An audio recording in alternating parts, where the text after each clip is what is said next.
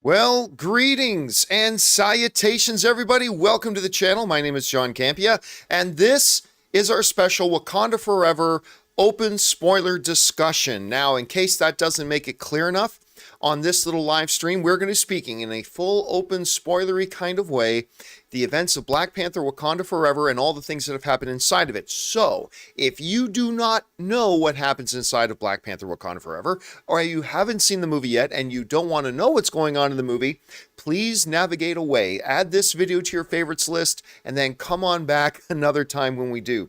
So, hello everybody. I just want to say hello to everybody who's already in the live chat. I just want to check to see, can you guys let me know if video and audio are working okay? I'm clearly doing this live stream from home. Let me know if they just fire in the live chat if this is looking and sounding okay. I know there's about a 15-second delay, so I'll wait to see if you guys are saying, yep, everything's all good and we're ready to go. All right, guys. Here's how today's video is going to go. I'm going to talk about my impressions of Black Panther Wakanda Forever, the things I liked about it, the things I didn't like about it. And then we're going to throw it open to you guys. You guys have been firing in your thoughts and opinions all day. And we're going to leave the super chats open for at least a little while. And we will go for a couple of hours today. If I don't get through all of the super chats that you guys sent in, I will do a part 2 of this video tomorrow. So all the super chats that get sent in will get answered. Okay, so with that all said, and everything in the live chat is asked, did I watch the Bills game? Oh hell yes, I watched that Bills game. That game was crazy. That was one of the craziest ends to an NFL regular season game I have ever seen in my life. Totally crazy. If you guys don't know what I'm talking about, go check it out for yourselves. All right, so let's get things started off here with my thoughts on Black Panther. First of all, let me say this. The wonderful things about movies is that as a piece of art, you guys hear me say this all the time, art hits all of us in different ways, right? You can have 10 people standing around a painting in a gallery and we'll have 10 different emotional reactions to it, right? Because art hits us in different ways. Therefore, we all experience art in our own unique ways. And that's why all film is subjective. That's why, you're never right to like a movie. You're never wrong to like a movie. Movies hit us all in different ways and we all get different experiences from it. And that's the beauty of film and why it's so much fun that we as film fans get to talk about movies together, because we get to share our own unique experiences with the film and hear other people's unique experiences with a film. So there's going to be things I like in this movie that maybe you didn't like. There's going to be things in this movie I didn't like that maybe you did. But that's okay, because we're all friends here together, right? And we all get to have different opinions. All right. With that said, you know that I have been really excited for Black Panther Wakanda Forever. I've been very, very stoked for this movie. I mean, there's certain things I thought they should have recast T'Challa. Yes. I did not think Shuri should be Black Panther for many different reasons, yes, but there are lots of movies that I go into where I'm like, okay, I don't think they should do this and I don't think they should do that, but then I come out of the movie going, hey, you know what, they did what I didn't think they should do, but it really, really worked and I really enjoyed it. Like, if you guys have watched me for any period of time, you know that happens quite a lot to me and I get always pleasantly surprised by it. That's great. Also, you guys know that I think Ryan Coogler is a top 10 director in the world right now. Maybe top 5. I mean, I would put him top 5 a little more easily if he had a few more films on his resume right now. But when you're talking about Fruitvale Station and Creed and the first Black Panther, I mean, the guy is one of the best storytellers in the world, which is one of the reasons why I was very excited to watch this movie. Also, I should let you guys know, I mentioned this in the live chat about an hour or so ago. The first Black Panther movie is my wife Anne's, by a mile, #1 favorite MCU film. It is by far her favorite MCU film, the first Black Panther. So she was very excited to go see this movie. And I'll tell you straight up, my wife didn't like this movie. She didn't like it. It's not that she thought it was good, but it just underwhelmed her a bit. Like, she just flat out didn't like the movie. And that's coming from somebody who the first Black Panther was her favorite, is still her favorite MCU film. And I will tell you myself, I liked the movie. I certainly liked it more than my wife Ann did. And I'll go into all the things that I liked about the movie and things I didn't like about the movie. But if you saw my right out of the theater review, you guys know that I like this movie. In a thumbs up or thumbs down world that we live in, Black Panther Wakanda Forever for me is a thumbs up movie. It's a thumbs up. I liked it. I didn't love it. It's not great. And remember, I'm telling you this from my own personal perspective, my own personal reaction to the movie, okay? That's all I'm giving. So when I say it's not great, I'm not trying to diminish your enjoyment of it. If you love this movie, me saying that I didn't think it was great does in no way undermine your enjoyment of the movie. I'm just giving you my own perspective here, okay? But I walked out of the movie, while it's still a thumbs up movie for me, and I think most people will like it, I was underwhelmed by it. I thought there were a lot of things in this movie that were missed opportunities. I did not think it flowed well. I thought it was clunky. I mean, not chunky. It was clunky. I thought there were some very questionable narrative decisions made. But let's get into all that, shall we? Let's break it down. I'm going to spend about 10 minutes here giving you my pros and cons of the film. And then we'll go into your thoughts and opinions and questions that you guys have been sending in, okay? So let me start with this. Let me start with the good.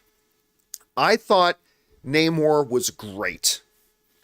I was a little, I wasn't doubtful, but I was a little questionable. I questioned a bit whether this new approach with Namor was going to work out, and introducing yet another secret kingdom in the MCU universe of the under-ocean kingdom of Talocan. And I wondered if it would work. I got to tell you, for me, it worked gloriously. I thought, I always forget the actor's name. Tenoch, is that his name? The guy who played Namor? I thought he was fantastic. I loved discovering the underwater kingdom of Talocan. I thought it was wonderful seeing an entire civilization down there. I think it adds a much needed new dimension to the world of the MCU. I thought Talocan was beautiful. I thought Namor as an antagonist is also one of the best because his motivations were right? His number one responsibility is protecting his people and wanting to protect Talocan. And he saw what was going on in the world as a threat to his people, and he was just doing what he thought. And to me, oftentimes that is what makes your best antagonists, right? The antagonists that have the right motivations or believe they are doing the right thing. And it just put Wakanda and Talocan on this head-on collision course where both peoples are just doing what they think is right for their own people. Wakanda going public to the world, Talocan wanting to stay a secret and stay hidden. And out of that comes this character Namor, who I really, really thought was great. Now that said, one of the things I was a little bit worried about was the little winged feet. Look at me, little wings on my feet. Woo, look at me fly through the air. I thought it was a stupid idea. Like, I get it, but John, the comics, I don't give a shit about the comics. I'm talking about the movie. It's comics, the movie's the movie. I thought it was a terrible idea for him. Look at my little wings on my feet. I thought it was a dumb idea. And then I saw the movie. And it really, really worked. It really worked. You guys know I was very, very, I did not like the concept of them putting the wings on his feet. When I first saw them in the trailer, I thought they looked absolutely ridiculous. I thought it looked really silly. And I thought, well, when I watch the movie, I'm just going to have to get over it. But you know what? In the movie, it worked. And it worked really, really well. So even that part, the part that I was like most nervous about Namor, for me, absolutely worked for the character. Now, there's one monumentally stupid thing that Namor does in this, like, so stupid it pulls me out of the movie, but we'll get to that part when we get into the negatives. But overall, for me, Namor stands as the second biggest positive of this movie. He was incredible. I love the character. Even the things I doubted about the character ended up working for me. And I think he's going to be a fascinating character for the MCU moving forward. So I was thrilled with Namor, even though I was a little bit skeptical of him and the little wings on his feet. I ended up loving them, and he was one of the big parts. Okay. Second positive, because I just said Namor was the second best thing of this movie. that takes us to the best thing about this movie, which is Angela Bassett. You know, we heard some people coming out of the movie saying Angela Bassett, Best Supporting Actress nomination coming at the Oscars. And I thought, really? Are you sure about that? And then I saw the movie and I'm like, yeah. Angela Bassett is going to be nominated for Best Supporting Actress, and it's completely earned. It's completely deserved. I saw some people talking about it, but I'm like, and then I saw it and I'm like, yep, absolutely. She brought power to the screen when she needed to bring power. She brought brokenness to the screen when she needed to bring brokenness. She brought tenderness to the screen when her character needed to bring tenderness. Every second that Queen Ramonda was on screen, Angela Bassett owned it, and she elevated the movie. Every scene that she was in elevated the movie. Absolutely incredible. By far, hands down, the greatest thing in Black Panther Wakanda Forever was Angela Bassett. So, already talked about how I thought Namor was fantastic. Angela Bassett was absolutely fantastic. Already talked kind of about how I thought Talocan and the establishment of Talocan was absolutely wonderful. And then one of the things that I don't hear a lot of people talking about, but that really, really worked for me in this movie, was this movie did more work in establishing Wakanda's place in the world. I loved the scenes in the United Nations where they're talking about, you know, now, I mean, and this is how it would be in real life. Countries would be suspicious of Wakanda. Of course they would be. Wakanda would be suspicious of the rest of the world. Of course they would be. And like even France was trying to steal vibranium from them because they believe that belongs to the world. It may have crashed in your country, but it belongs to the world. And they felt justified in going to get it. Wakanda feels justified. By the way, one of the best lines in the movie, and I can't remember the word for word of it all, but it's when Ramonda was in the United Nations and she's saying it's, what is it? It's not that we feel, I can't remember the exact wording, but it's like, it's not that we feel like we don't trust vibranium. It's that we don't trust you. We don't trust you people with vibranium. As a matter of fact, we just proved it because y'all just tried to steal it from us with an armed military incursion into one of our outreach centers. And so I thought that showing that all setting up things in the world. And then there's a bunch of minor things that I thought were really good too. M'Baku continues to be one of my top 5 favorite characters in the MCU. I love that. I thought a lot of the visual effects were fantastic in it. There were a couple of action scenes, not all of them, but a couple of action scenes that I thought were really good, really thrilling, really fun. And of course, the opening of the film, the Marvel logo with all Chadwick Boseman, we expected that, right? We expected that. But them doing the Marvel opening with all Chadwick Boseman with no music, just silence. I never would have thought they would do that, but it was moving to me. I got emotional at that point. I mean, how long ago did Chadwick Boseman die? It's been a while. But that opening started to play with the dead silence, and it was powerful and it was moving. And yeah, I really, really dug that moment. That was a beautiful, beautiful, beautiful moment. Also, always got to point out my girl, Lupita Nyong'o. Brilliant as always. Love her. Okoye was great. I liked Martin Freeman in it very much. I mean, how important was Martin Freeman? How important was it to have him or Valentina in the movie? Maybe not very much, but I got to admit, I got a kick out of them. To me, that was a nice moment of the film. A couple of nice moments in the film that worked for me. I know it didn't work for all of you. That's fine. It worked for me. So there are a bunch of the things that I really quite liked about this movie that at the end of the day made it a thumbs up movie for me, even though I did not love this movie. And now let's go into the things I really didn't like about this movie. Number one, and this is going to have a lot of different points of view and a lot of different opinions from people, because there are going to be a lot of people that thought it was appropriate. To me, I thought it was a come on, what are we doing? Okay, so the main character of Black Panther is Chadwick Boseman and T'Challa, right? That's the main character. The movie's about him. His movie, it's his franchise, it's Chadwick Boseman's franchise, all that kind of stuff. So how do we introduce the new movie? Oh, he died. How did he die? An illness. He's the most important character of this franchise. And you just start by going, oh, just accept that he died. That's what they said to us, the audience. Just accept that he died. He's gone. Come on. The character deserved more than that. The audience deserved more than that.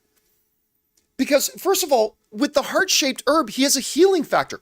What illness did he get? Did T'Challa get that overpowered the power of the heart-shaped herb? Like what? Oh, and we don't, the audience doesn't deserve an explanation about that? You've spent years getting us as an audience invested in T'Challa. Years invested in T'Challa. As the main face of this Black Panther franchise. Years you spent getting us as an audience invested in him. And all right, you made the decision to not recast T'Challa. Okay, I disagreed with that decision, but you made the decision not to recast T'Challa. Okay, fine. This character you told us for years to get invested in and to love and adore, you can't give us something better than a 2-minute intro. T'Challa's sick. Of what? We're not going to tell you. What about the heart-shaped herb? Don't worry about it. He's gone. Now let's go to a really moving funeral scene. I mean, to me, that does not work. You have the main character of the franchise and you've decided to remove him from the franchise. Okay. You at least have to give us something more than he died. How? A mystery illness. What mystery illness can overcome the heart-shaped herb? Don't worry about it. And now we move on. I just really think I think the character deserved better than that. I think the audience deserved better than that. And for me, it was a very rocky start to the movie. And it's like, well, wait a minute. If there's something that T'Challa got infected with or injected with or poisoned with or whatever that was so powerful that it overcame the healing factor of the heart-shaped herb, is it a threat to the rest of Wakanda? Is it a threat to I don't know, man. To me, it was a very, very shaky, it was a very, very shaky start to the movie.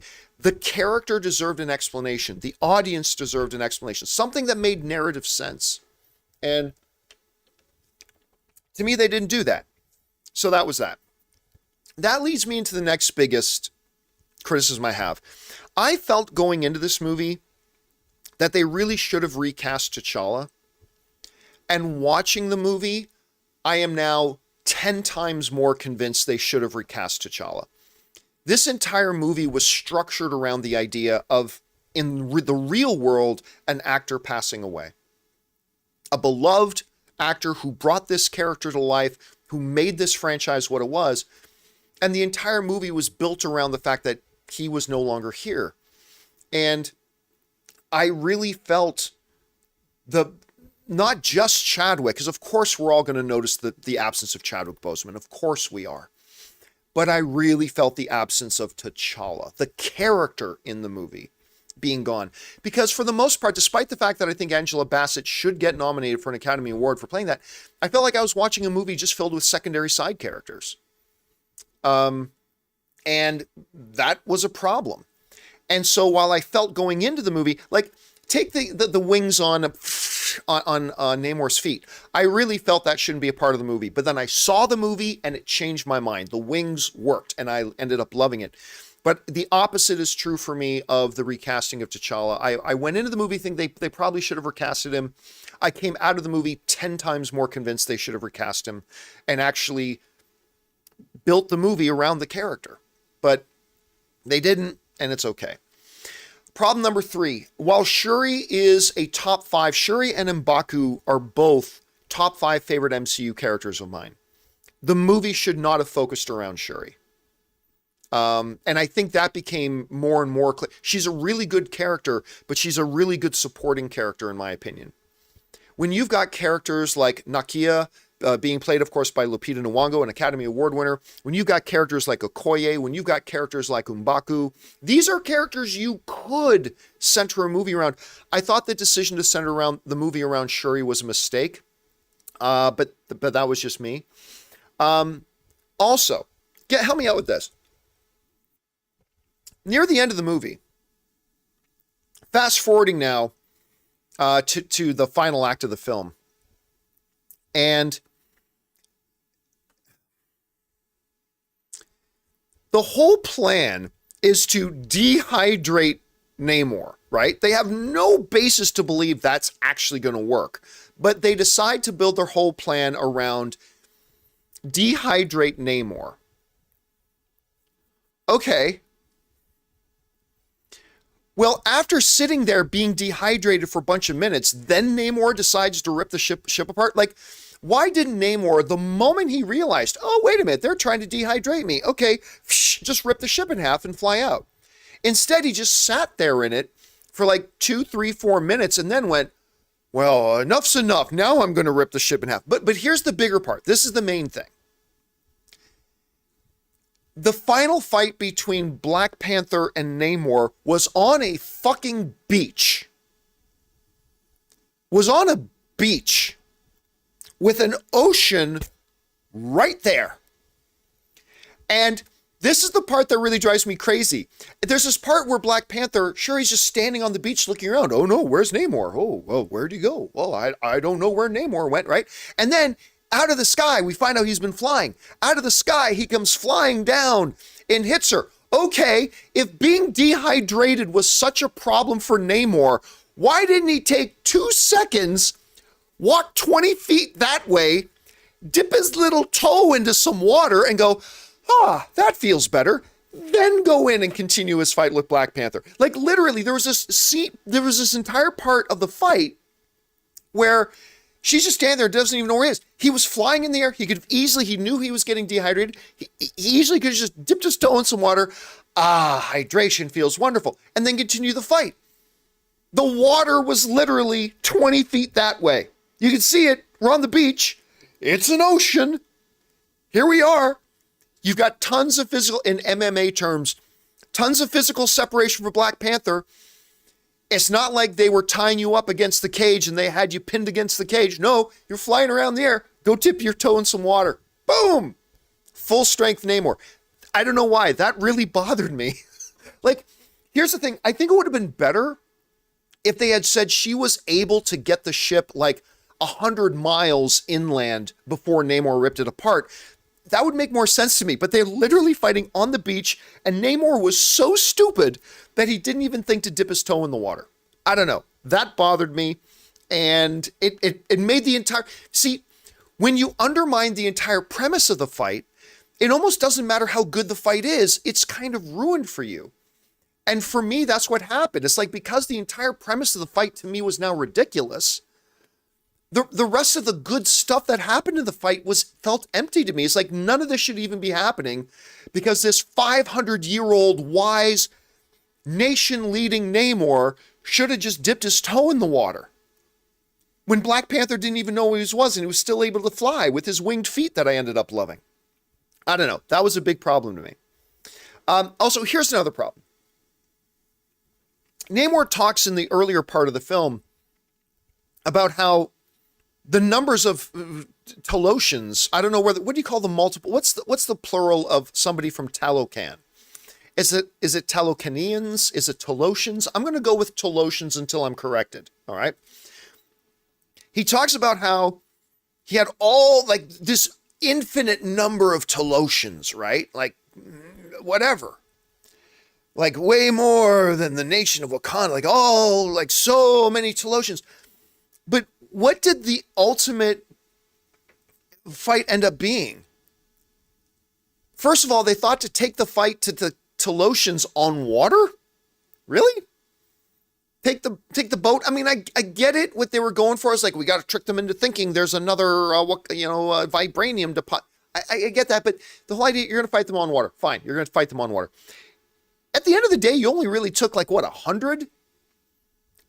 100 Wakandans? I didn't sit there and count on screen, but what was there, 100, 200 Wakandans? And how many Taloshans did Namor bring? 100, maybe 200 of them? It's like, really? This is supposed to be a nation against nation, the fate of the world in the hands. 100, 200 should do. We'll be good. I mean, considering they set it up that we have this nation army and all this kind of stuff, and then it was like, let's just send a couple hundred, whatever. I don't know. That felt a little bit weird to me. But that has happened in other MCU movies as well. And it's not just Black Panther, Wakanda Forever. They've done that in other MCU movies as well. Let's see. This part drives me crazy. This is something that has been driving me crazy ever since Spider-Man Homecoming. All right? Everybody's got to be Iron Man now. Everybody's Iron Man. You need some help? No problem. You got an Iron Man suit now. You need a little something? No problem. You got an Iron Man suit now. Everybody has Iron Man suits. Everybody has Iron Man suits with the heads-up displays and flies around, and everybody... You know what's not cool?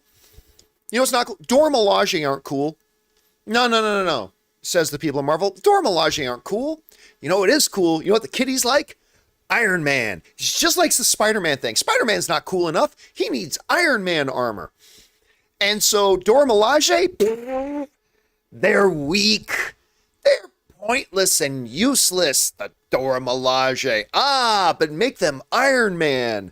Give them Iron Man suits that look like Abe Sapien from... come on, I'm not the only one who thought they looked like Abe Sapien from Hellboy. Am I the only one who thought they looked like Abe from Hellboy? Maybe I am. I don't know. But, yeah, it's like everybody's Iron Man now. You know, I was talking, for those of you guys who watch me regularly, I was complaining about in She-Hulk, like, they've now commodified Hulk. Now there's Hulks everywhere. You got Hulk, and you got Abomination, you got She-Hulk, you got little Junior Hulk now. You're probably going to get Red Hulk and something. Now, nothing special about Hulk anymore. Everybody's a Hulk. There's Hulks running around all over the place.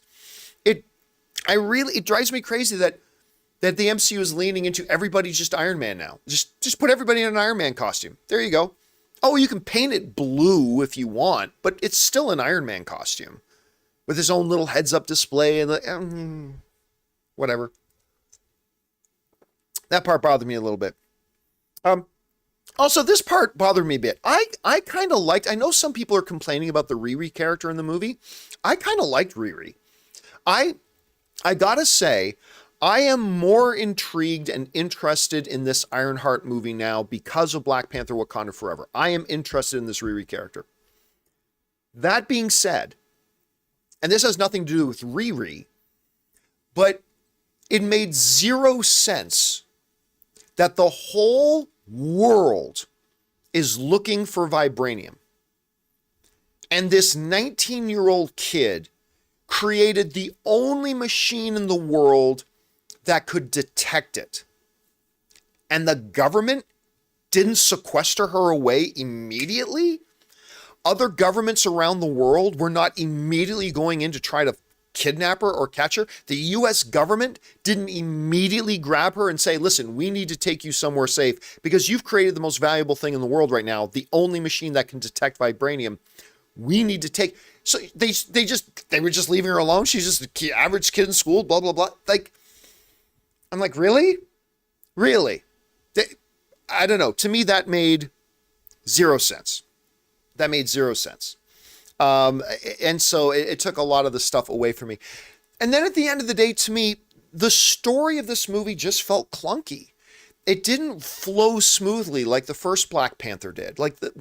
One of the best things about the first Black Panther was obviously the great performances of Chadwick Boseman, fantastic character. He had a fantastic antagonist there, not just in Killmonger, but also in Claw and all that kind of stuff. But it was the narrative flow of the movie was seamless. It was smooth, and it was a beautifully flowing narrative in the first, which is one of the reasons it was nominated for Best Picture at the Academy Awards. To me, that narrative flow was not here. There was so much clunkiness. Oh, and by the way, can I point this out too? Okay.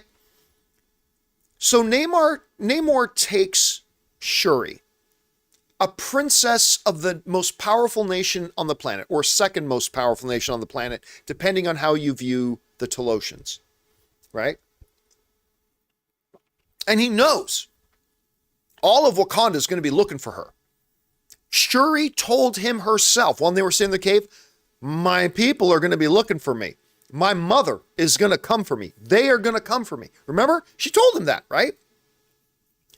So where does Namor keep her? Oh, in this little cave right by a shore with one guard. It's all good. I'm sure everything's fine. I have an entire nation at my disposal. And where are we going to hold the princess of the most powerful nation on earth that we know they're all going to be coming for and looking with her?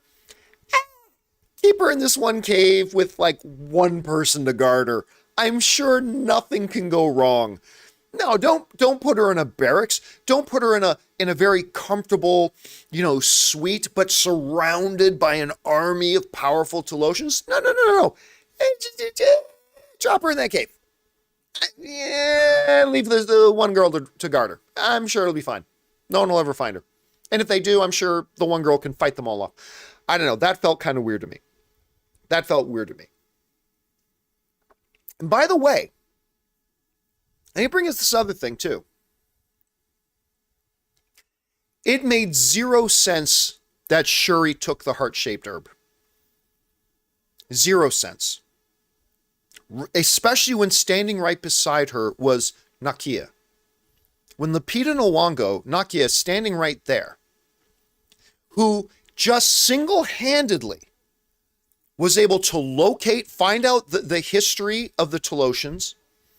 She globetrotted around, found the location of Shuri, infiltrated their quote-unquote stronghold, took out the Talosian guards, those that were guarding her, single-handedly rescued Shuri and got her out of there and returned her to Wakanda. That war dog, because remember, Nakia is a war dog. That war dog, who was T'Challa's queen, that war dog, you're sitting there, you got a heart-shaped herb, and it's like, which one of these two should take the heart-shaped herb? Which one of these two will better protect Wakanda? The scientist girl who never leaves the lab and whose mother didn't even want to let her go out in the field?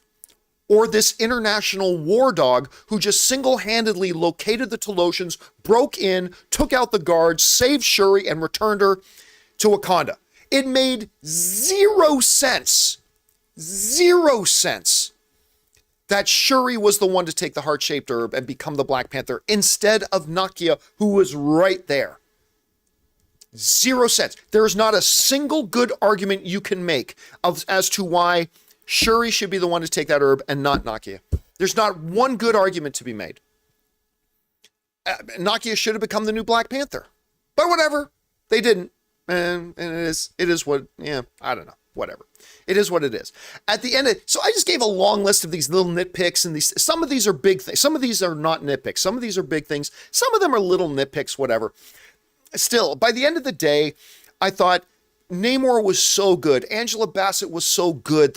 Introducing the whole nation of Talokan was so good. Reestablishing Wakanda's place in the world, the geopolitical structure of what's going on in the world as a result of their revelation. All that was so good. And some of the combat, and M'Baku was great. How great was that line when M'Baku walks into the council chamber and like Okoye says something snarky to him and he goes, "You bold demon." That to me was one of the best moments of the entire, "You bold demon." Or when he says, the war dog saves Wakanda again. I'm sure the queen will reward her with eternal banishment. M'Baku is a boss, all right? And I loved every moment that M'Baku's on screen. And by the way, it made sense that M'Baku becomes king at the end. I've made the argument a long time ago. Well, I actually thought M'Baku should have become Black Panther too, but he should absolutely be king of Wakanda. He led the Jambari tribe without the support of the rest of Wakanda for a very, very long time. He saved T'Challa. He is the mightiest warrior in all of Wakanda. He's also a very wise leader. He's very smart.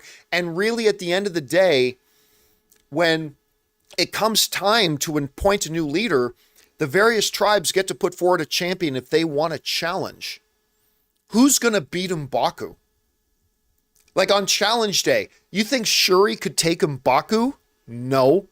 Do you think anybody could take M'Baku? No. So M'Baku shows up and says, I challenge for the throne. Who's going to step up? No one's going to step up.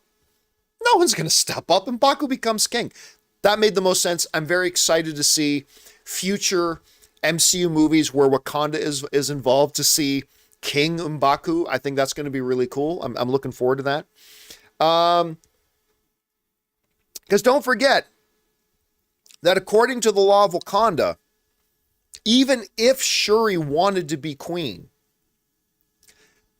she has to fight M'Baku, and she can't do it with the heart-shaped herb. They have to take the power of the heart-shaped herb out of her. Remember, that's the law. That's the rule in Wakanda.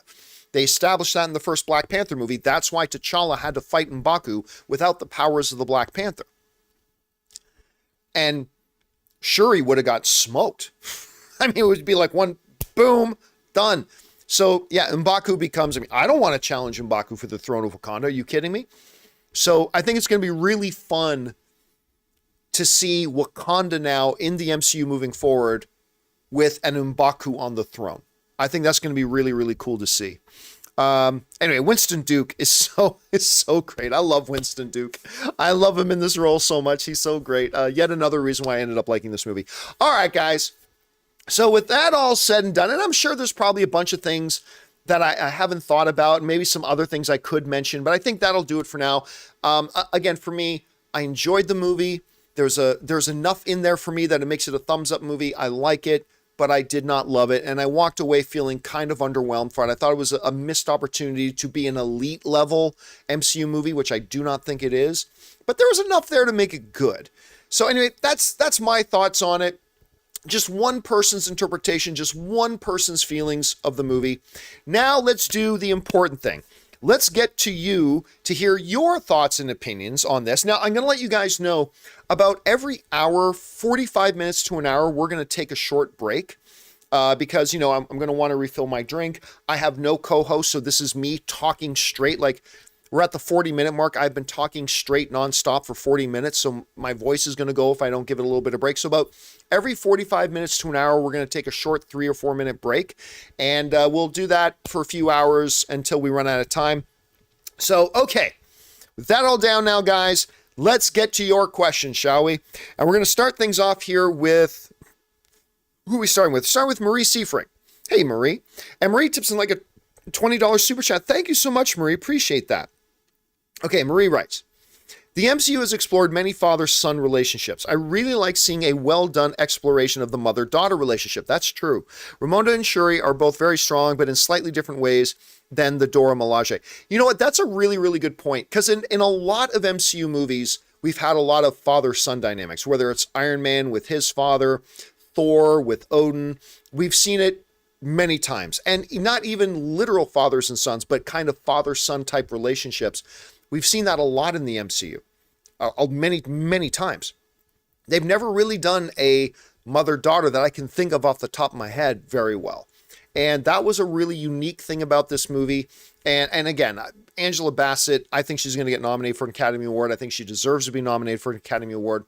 And her scenes with Shuri, I thought they were very good.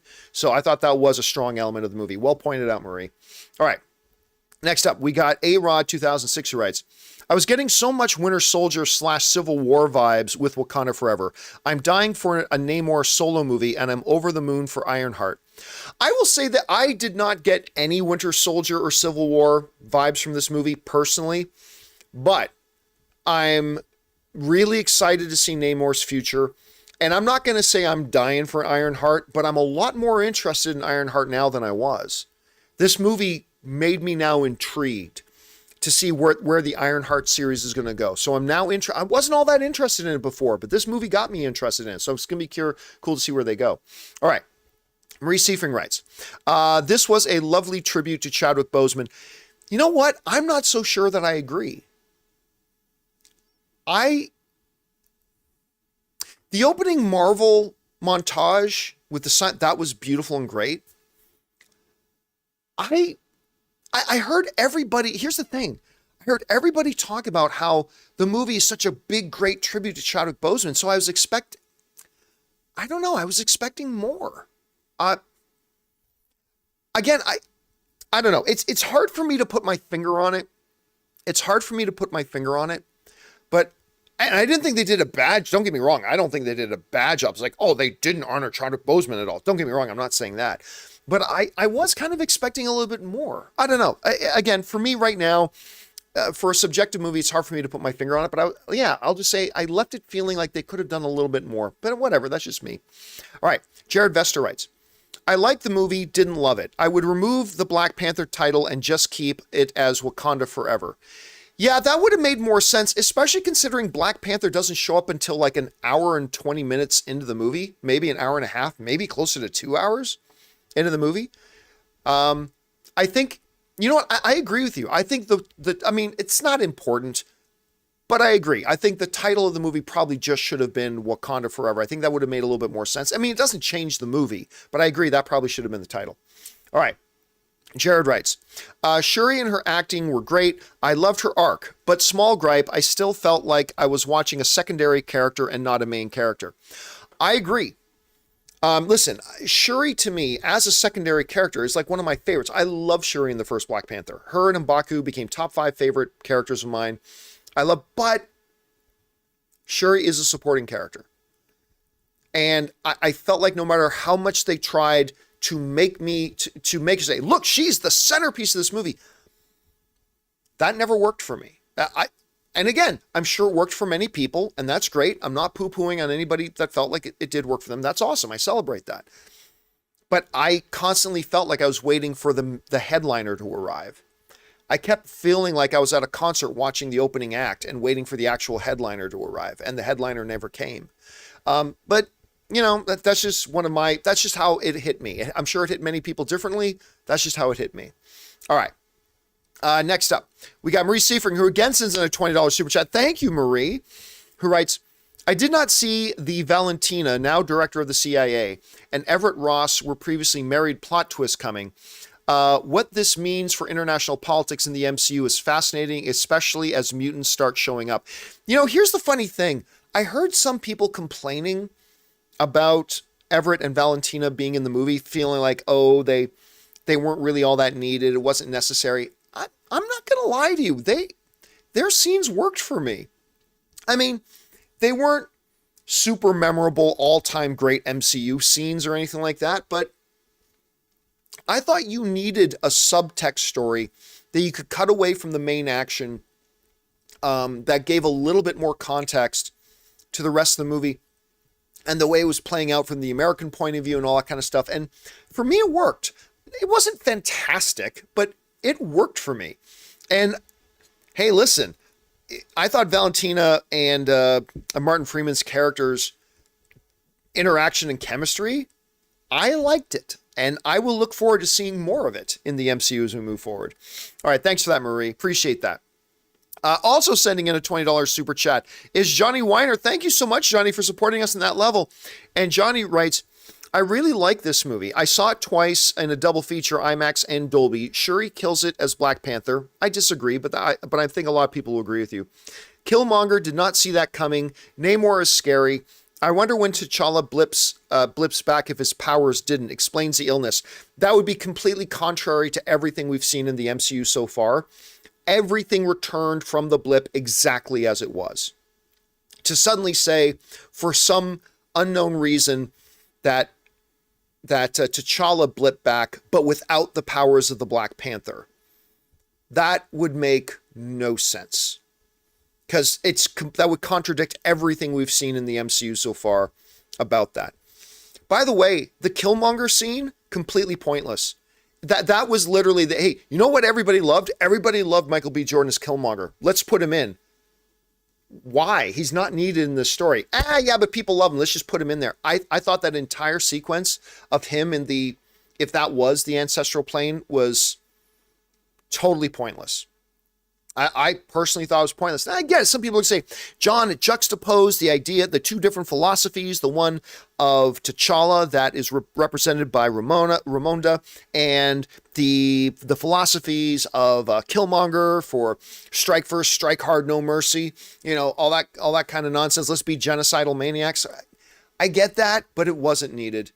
I felt it was an unnecessary wrinkle in the story, but I get it. A lot of people are just going to go, yay, it's Michael B. Jordan. But I love Michael B. Jordan, but to me, it was a wasted thing in the movie. It didn't work for me personally. All right. Jose Miaz writes, Prince T'Challa will meet Storm in the MCU now. No, he won't. By the way, can I gripe about that too?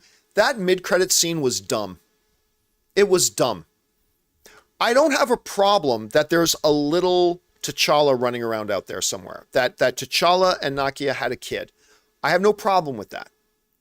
That's fine. Here's the part that I thought was really stupid. You basically spent this entire movie trying to convince me that T'Challa was like Shuri's world. And the loss of T'Challa has totally, it's totally shaken Shuri.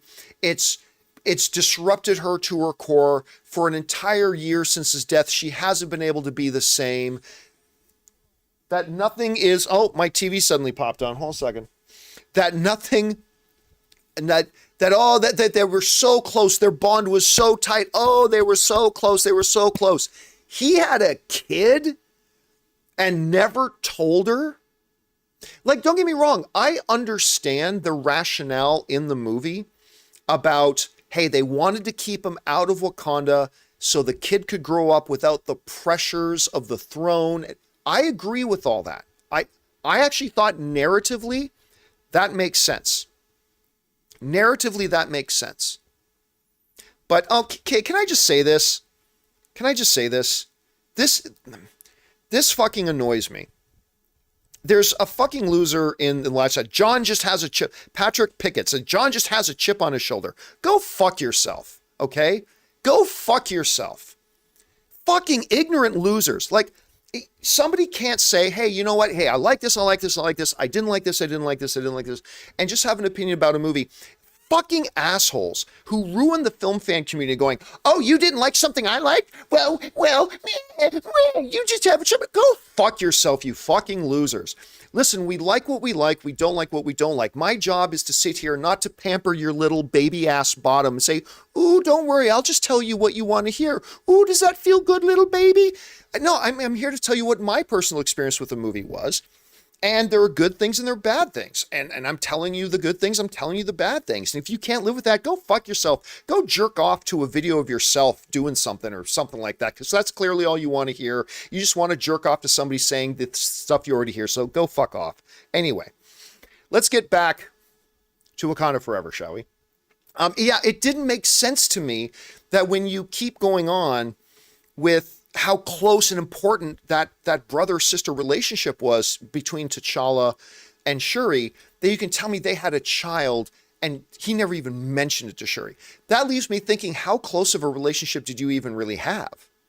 Like, again, I understand. I think it was good rational logic saying why they wanted the kid not to grow up in Wakanda. I think it's good rational logic of I think it's good rational logic about why they made the decision to not make it public that he had a child. I think that all worked.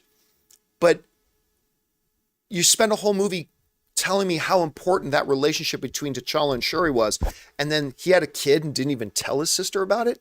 That seemed very weird to me. Especially when they revealed that they did tell his mother, but they didn't tell her. I thought that was a weird choice. Anyway, all right. Next up.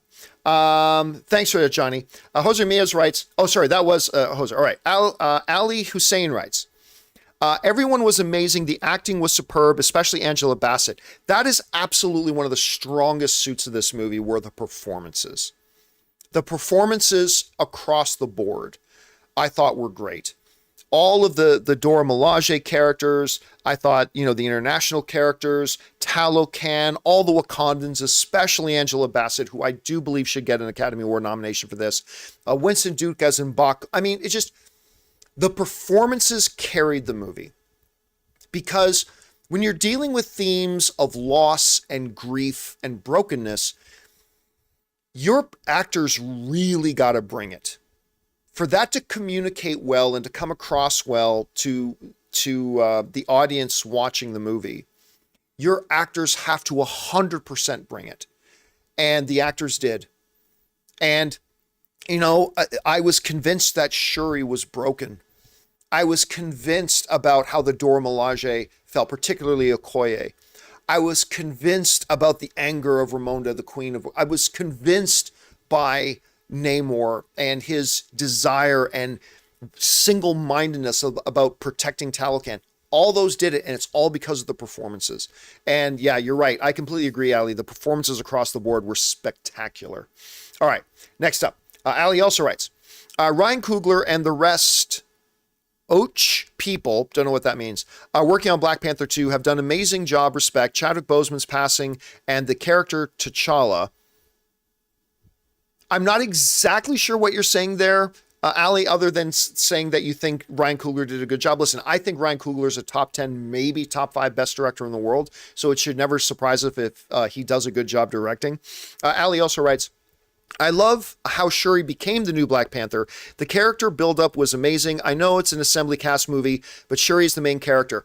You know what? And here's the thing, Ali, you're not alone. I completely believe there are a lot of people who feel the same way you do, and that's great. I did not feel the same way personally. I always felt like I was watching a secondary character, and the ultimate decision for her to be the one to take the heart-shaped herb when there were several other Wakandans who would have been much better suited to take it and could have protected Wakanda better made a lot more sense, especially with Nakia, the international war dog, was standing, who just single-handedly rescued her, was standing right there. But hey, listen, some people like the way it did. I think a lot of people did. You did yourself, and that's the important thing, Ali. All right, next up. Ali Hussein writes, I was not expecting to see Killmonger to appear. I mean, I think we all knew there was a chance he would, but again, it made very little sense to throw that in there, especially in a movie that was honestly too long. This movie should have been shaved down a good 15, 20 minutes, and that's probably one of the things that they could have improved about that.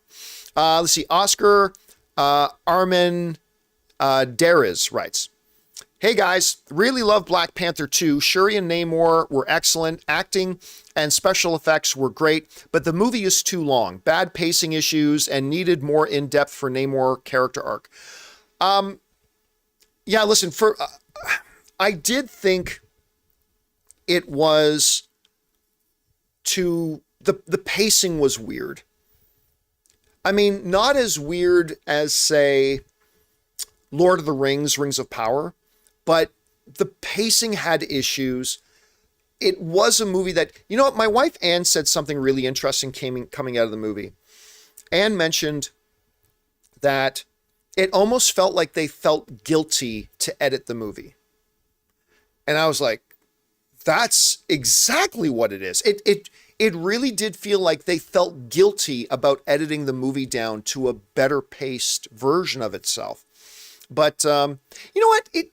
While I do think the movie was too long and it did have pacing issues, I never felt like it crippled the movie. You know what I mean? There are some movies where the pacing becomes such an issue that it literally grinds the movie to a halt and it cripples the movie. I don't think that ever happened here. Like you could feel it was a bit too long. You could feel there were pacing issues, but it was never bad enough that it ever crippled it or brought it to a halt. And I think if they ever felt like it was doing that, they would have done some more editing. But I think it was a weakness of the film, but not a debilitating weakness of the film. That's how I'll put it at any rate. All right. Thanks a lot for that, Oscar. All right. Let's see. Oscar also writes, I won't be surprised that Letitia Wright and Angela Bassett got nominations for Best Acting in their roles. No, I don't think that for Letitia Wright at all, but I do believe that. And Letitia was good. Don't get me wrong. I'm not saying Letitia wasn't good. I thought she was good. I thought, I forget Danny's name, who plays Okoye. I thought by the way, no one is talking about the performance she gave. She was fantastic in this too. They were all fantastic, but I only think the one who really had an elevated performance that, because again, Tenok, if that's how you pronounce his name, playing Namor, Winston Duke playing M'Baku, Danny playing Okoye, Lupita Nyong'o playing Nakia, all fantastic. Letitia Wright playing Shuri, all great performances. All great performances. But there's only one in there to me that is Oscar nomination worthy, and that was Angela Bassett, because she's powerful when she's on screen, man. All right. Oscar also writes, where are we at? I think I will place Black Panther 2 as my favorite film of the Marvel Phase 4 line, then Spider-Man No Way Home, Shang-Chi, and Doctor Strange 2. I think for me, I definitely have Shang-Chi above it. I definitely have Spider-Man No Way Home above it. I definitely have Black Panther Wakanda Forever over Thor Love and Thunder. I liked Thor Love and Thunder, but I had issues with it, even though at the end of the day I enjoyed it. But I think Black Panther Wakanda Forever was better than Thor Love and Thunder. I'm still not completely sure how it ranks with Doctor Strange and the Multiverse of Madness. I'm still not 100% sure. I might have it above Doctor Strange and the Multiverse of Madness. I might not. I need more. I need to see it one or two more times to really figure it out. But I definitely have Shang-Chi and Spider-Man No Way Home above it. I have it definitely above Thor Love and Thunder, and I'm not quite sure yet about Doctor Strange and the Multiverse of Madness. I'll have to think about that. All right. Next up, Ali Hussein writes, 1 of 2. One of my favorite moments is when Shuri was about to kill Namor, then her mother appears, tells Shuri, show them who you are. Correct me if I'm wrong, it kind of reminded me when T'Challa was about to kill Zemo in Civil War. He decided not to kill. Is the same kind of situation. I thought that was a good moment. I did. I thought, because it juxtaposed it against the Killmonger stuff, again, that I didn't think was necessary to be in the movie, but it was there. And so I thought that was a nice moment, because at some moment in a hero's journey, you need that come to Jesus moment, that where the hero decides what kind of character they're going to be when they're faced with a crossroads. I liken it more unto, instead of that, I liken it more unto the Luke Skywalker, Darth Vader scene in Return of the Jedi, where Luke can act in anger and strike down Vader, or he can embrace more the light side and throw his lightsaber away and say, no chance.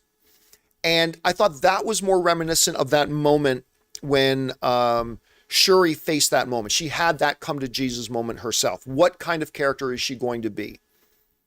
I can kill him and risk becoming a tyrant, or I can follow in the footsteps of my brother and my mother. And I thought that was a good scene. I thought that scene worked quite well. All right, let's see. Next up, Ali Hussein writes, exactly what we expected. M'Baku is going to be king of Wakanda, and Shuri is going to be the protector of Wakanda until young T'Challa comes of age. I don't see why any of us would expect young T'Challa to do anything, because that kid is at least 10 years away from doing anything. Also, here's something I'm not really clear on. If they have, it looked like at the end they were planting like 8 more heart-shaped herbs. Why not give it to 8 of the Dora Milaje? Why not give one to M'Baku too, and several members of the Jambari, a couple of Dora Milaje, a couple of people from the River Tribe, a couple of people, like, why not have 8 Black Panthers running around? Because it's not tradition. Okay, okay. I mean, if the answer is tradition, I get that. If the answer is but like, now they're making all these Iron Man suits for everybody to run around. I don't know. But to be fair, that's not a Wakanda Forever issue. I was kind of thinking and wondering the same thing in the first Black Panther movie. It's like, wait a minute, you got this whole cave of all these heart-shaped herbs. If Wakanda's good with 1 Black Panther, I don't know, wouldn't they be good with 7? I don't know. Just a carryover question from the first Black Panther movie for me. No big deal though. All right. Let's see. Gabriel writes, Sean, can you rate the MCU movies really quick? Nope, we're not here to rate MCU movies. We're here to talk about Black Panther, Wakanda Forever. Sam Fisher writes, I really liked Wakanda Forever. Didn't like didn't like my theater. There was a group of kids constantly chattering down to my left, and the person on my right would twitch and move every time there was a hit in the action sequence. Okay, I'm going to be honest with you. I don't mind the people that were right beside you. I don't know what it is to me, but when people are invested in the movie and they're reacting to things going on screen, that I know that bothers some people. It actually doesn't bother me. It kind of gets me more into the movie. So that type of people, that doesn't bother me. However, a bunch of kids constantly chattering, someone's got to walk out and get a manager. Like somebody's got to walk out quick, go get a manager and saying, look, you've got patrons in there that are ruining the movie experience. I paid money to come to this movie and you got some patrons that are ruining it for me. So that sucks. But having somebody like, I know there's some people when they're watching a comedy, if there's somebody sitting next to them or down from them that laugh too hard, it bothers them or whatever. But I don't know, for me, I get joy out of seeing somebody so into a movie that they react, even if it's really strongly. I don't know. Maybe that's just me, but I get a kick out of it. I get a kick out of that. All right. Thanks for that, Sam. Appreciate that, man. Next up, Santiago Lugo writes, one thing that took me out of the movie was how just by taking the herb, Shuri could suddenly fight on par with Namor when she never trained in combat. Yeah, I agree. Like, I get it. You take the heart-shaped herb, you're stronger, you're faster, you heal. I get that. T'Challa trained his whole life in combat. That's why when in the first Black Panther, when M'Baku was challenging for the throne, that's why T'Challa could defeat even M'Baku, because he trained in combat his whole life. Taking the heart-shaped herb does not make you a martial arts master. And that's one of the main reasons why, to me, it made infinitely more sense for Lupita Nyong'o's Nakia character to take it, the international war dog who just single-handedly saved Princess Shuri. It made 1,000... You cannot come up with one good reason in that situation 1,000 times out of 1,000. When you go, okay, we got one heart-shaped herb.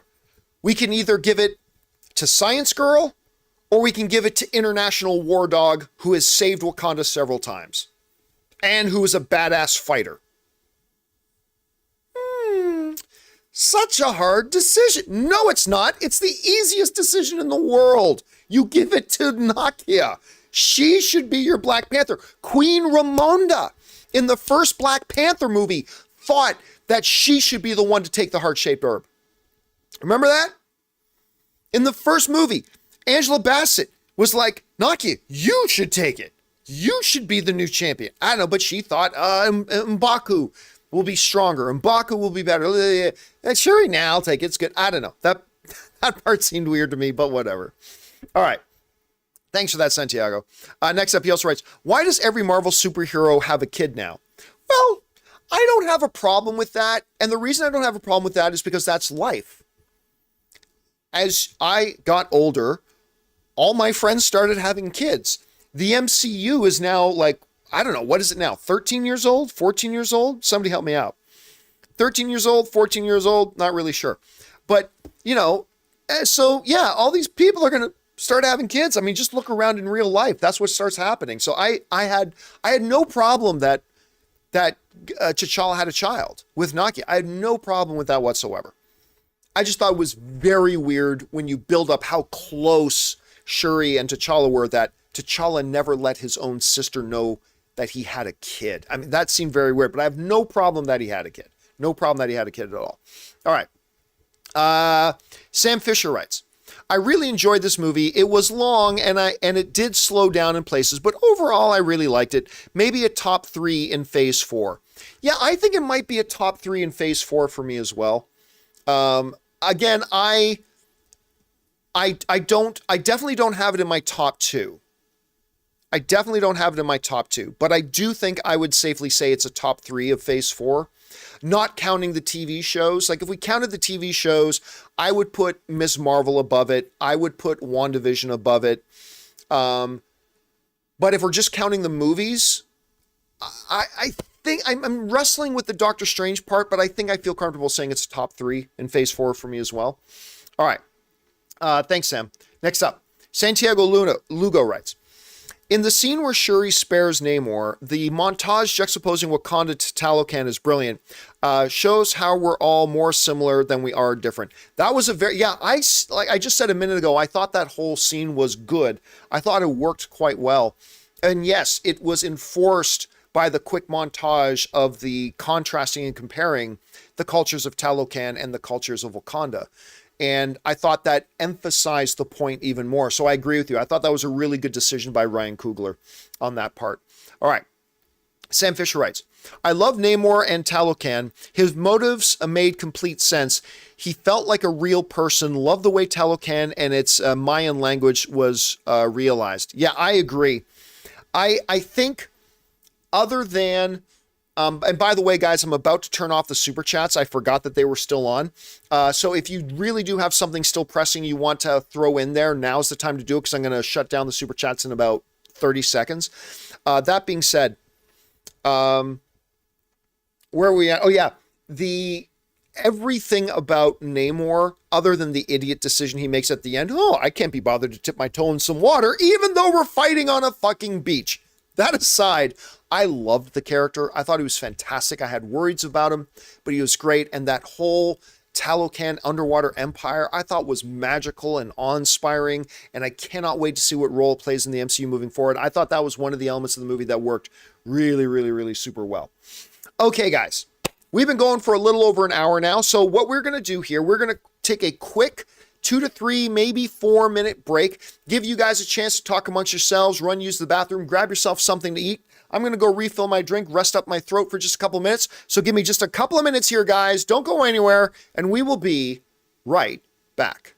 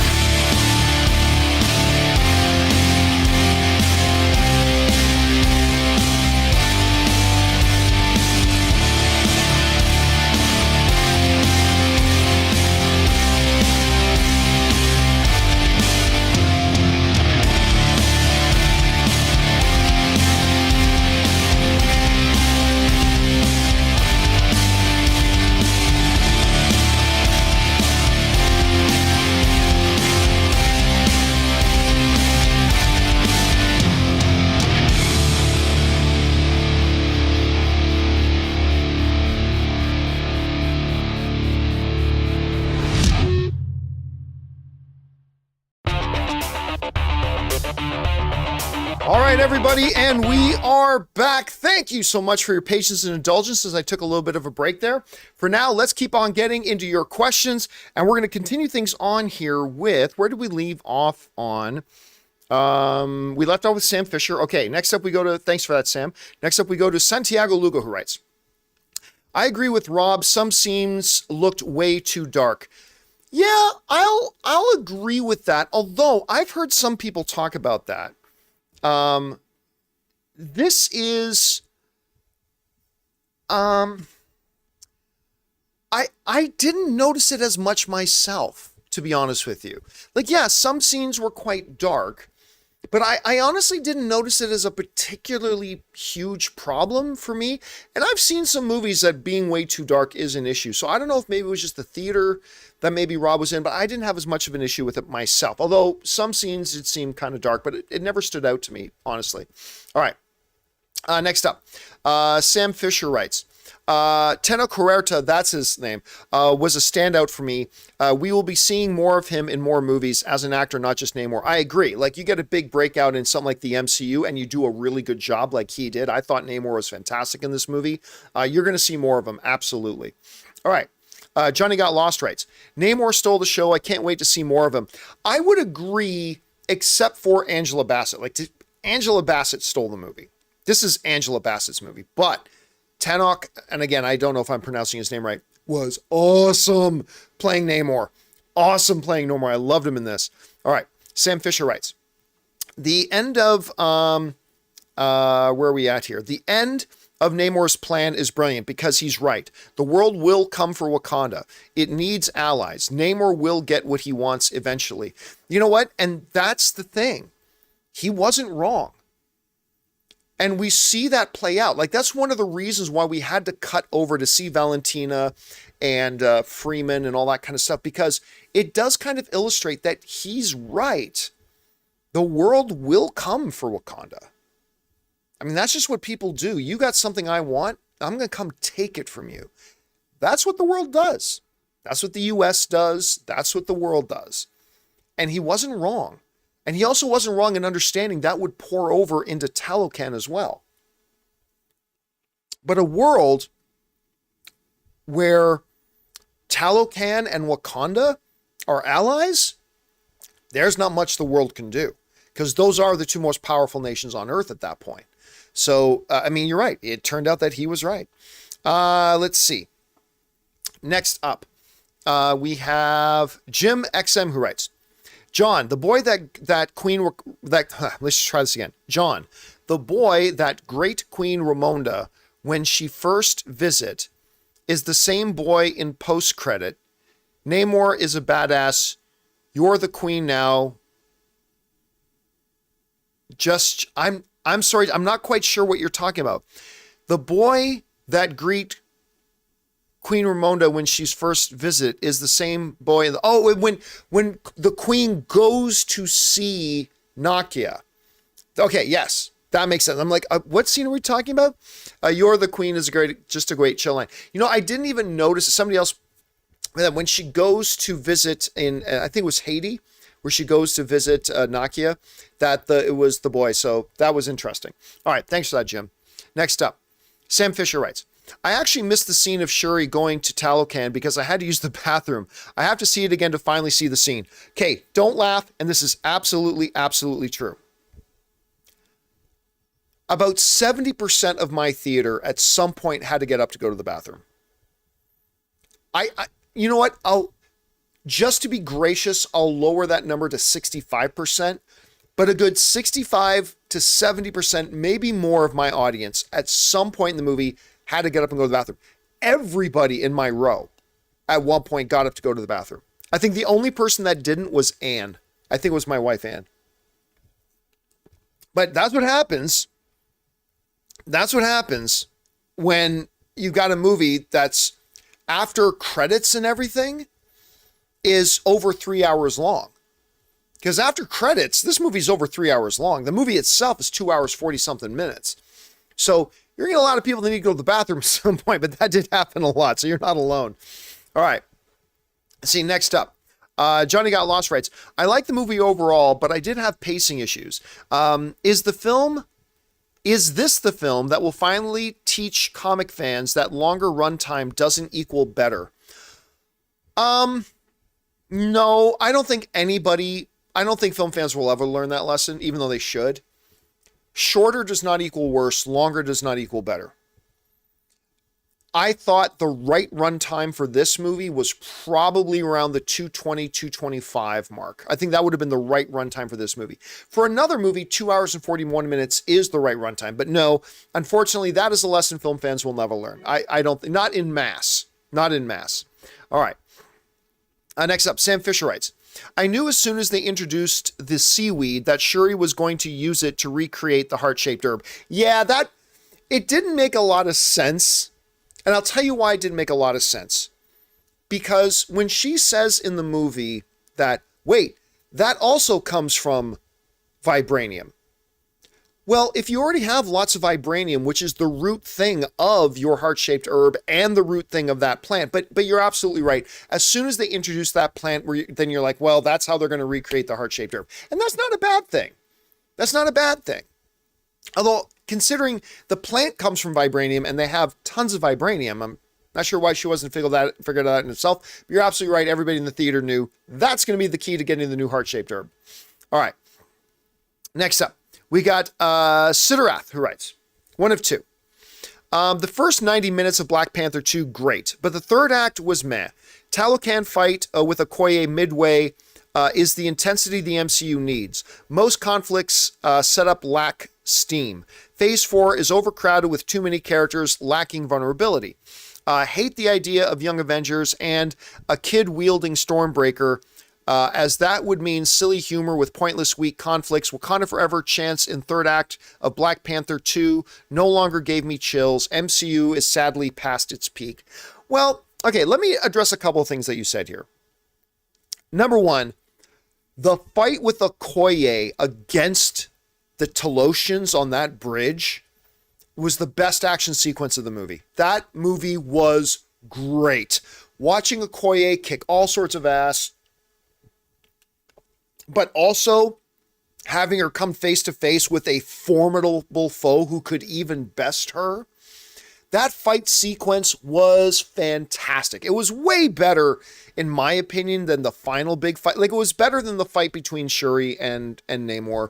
It was much better than the fight between all the Wakandans on the boat and all the Talosians attacking it. But that bridge scene, I'm not going to say it's not as good as the Shang-Chi bus fight scene, but it might be the next best thing.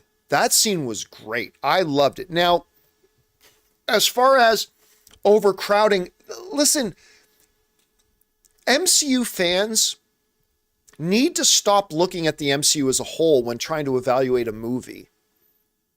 You need to evaluate a movie on its own merits. This is my own feeling on this, Siderath, is that the overcrowdedness of the MCU has nothing to do with this movie. And I did not feel that this movie felt overcrowded. And listen, I also believe that the MCU is past its peak, but just because you're past your peak does not mean there's not a lot of really great stuff still there to come. We saw that with WandaVision. We saw that with Ms. Marvel. We saw that with Shang-Chi. We saw that with Spider-Man No Way Home. There is still a lot of greatness, I think, in the MCU. And I don't think we should evaluate. I think it is a huge fallacy of film fans to try to evaluate individual movies with how they are with the larger cinematic universe. A great movie is a great movie. A bad movie is a bad movie, regardless of how it fits into the overall structure. At least that's how I feel about it at any rate. But yeah, man, that fight with Okoye on the bridge with the Talosians, chef's kiss. That scene was awesome. I loved it. All right, I wish more of the movie was like that. All right, Sam Fisher writes, I really like how this movie adapted Atlantis into Talocan, and the Namor's name means without love and isn't just Roman spelled backwards. Listen, we always talk a lot on our show about adaptation, right? Adaptation is key. The adaptation of Namor from what he was in the comics to what he is in the movie is one of the best jobs of pure adaptation I think the MCU has done so far. Because they still managed to capture much of, if not all, but much of the core personality, the core elements that make Namor who he is from the comics, but completely translated it into an entirely different context. It was definitively Namor, but it was definitively an adaptation. And I thought they did a great job of adapting that character. That's why, to me, Namor was one of the absolute standouts of this movie. Love that character. All right. Next up, Chris Martin writes, sends in like a $20 super chat. Thank you, Chris, for supporting us on that level, man. Chris writes, Wakanda Forever was great. Awesome story, action and music. Great tribute to Chadwick Boseman. He was deeply missed in the film, but his presence was definitely there. That post-credit scene, though, what will they do next? Again, listen, I've already made it pretty clear. I don't agree. Like, listen, if the line in the sand is, do you like the movie or do you not like the movie? Well, then you and I are on the same side of the line. I like the movie. I've already talked a lot about all the things that I thought were fantastic in it, and those to me outpaced the problems I had with the movie. So I like the movie. We're on the same side there. I don't agree that it was great. I think it compares very not well compared to the first Black Panther. I did not think the story was awesome. I thought the action had moments of greatness, but also moments of not so greatness. The music was great. I mean, Gustafson does it. Is that his last name? I forget the guy who did the music of Mandalorian and did the first Black Panther, but won an Academy Award, as a matter of fact. The music was incredible. Chadwick Boseman was deeply missed, though. T'Challa, the character, was deeply missed. This movie, they needed to... I am more convinced than ever they should have recast T'Challa. This movie would have been much better. A new Black Panther movie would have been much, much better with the character of T'Challa. I mean, not everybody will agree with me, and I respect that. We can all respect each other's opinions. But my feeling on it now, after seeing the movie, is much, much more entrenched that they would have served the MCU, they would have served the fan community, and ultimately, I think they would have honored Chadwick Boseman better if they had the T'Challa character there. That's just my opinion. We don't all have to share it, and that's fine. All right. Thanks for sharing your thoughts on that, Chris. I appreciate that, man. All right. Oh, and Supalzi 75 in the live chat. Ludwig is the composer's name. A master. That guy's a master. All right. Next up, My Comic Planet writes, I liked Wakanda Forever, but the recast T'Challa movement has now become a deafening cry by many. It's been trending on Twitter for days. Yeah, listen, I do not believe in telling filmmakers what they should do. I just don't believe that is our place as fans. I think it's our place as fans to say what we would like and all that kind of stuff. So I was definitely a person who believed they should have recast T'Challa. But I'm the type of movie fan where I go, okay, you're not going to, you shouldn't do what I think you should do. Like, you do what you think you should do. And then we'll watch it and we'll evaluate it on its own merits, right? I went into this movie thinking the little wings on Namor's feet was stupid. But guess what? I watched the movie. I leave my baggage at the door. I go into the theater. I watch it, and I ended up loving it. I thought it actually worked, and I thought it was actually pretty great, even though I went into it going, I think that looks dumb. Came out loving it. But sometimes it doesn't work out, right? Sometimes it doesn't. And for me, at the end of the day, I think it was a miscalculation to not recast T'Challa. But here's the thing. I've always respected their reasons for not recasting T'Challa. You know, if you make your decision based on what you think is most honoring Chadwick Boseman, we may disagree about what your conclusion is.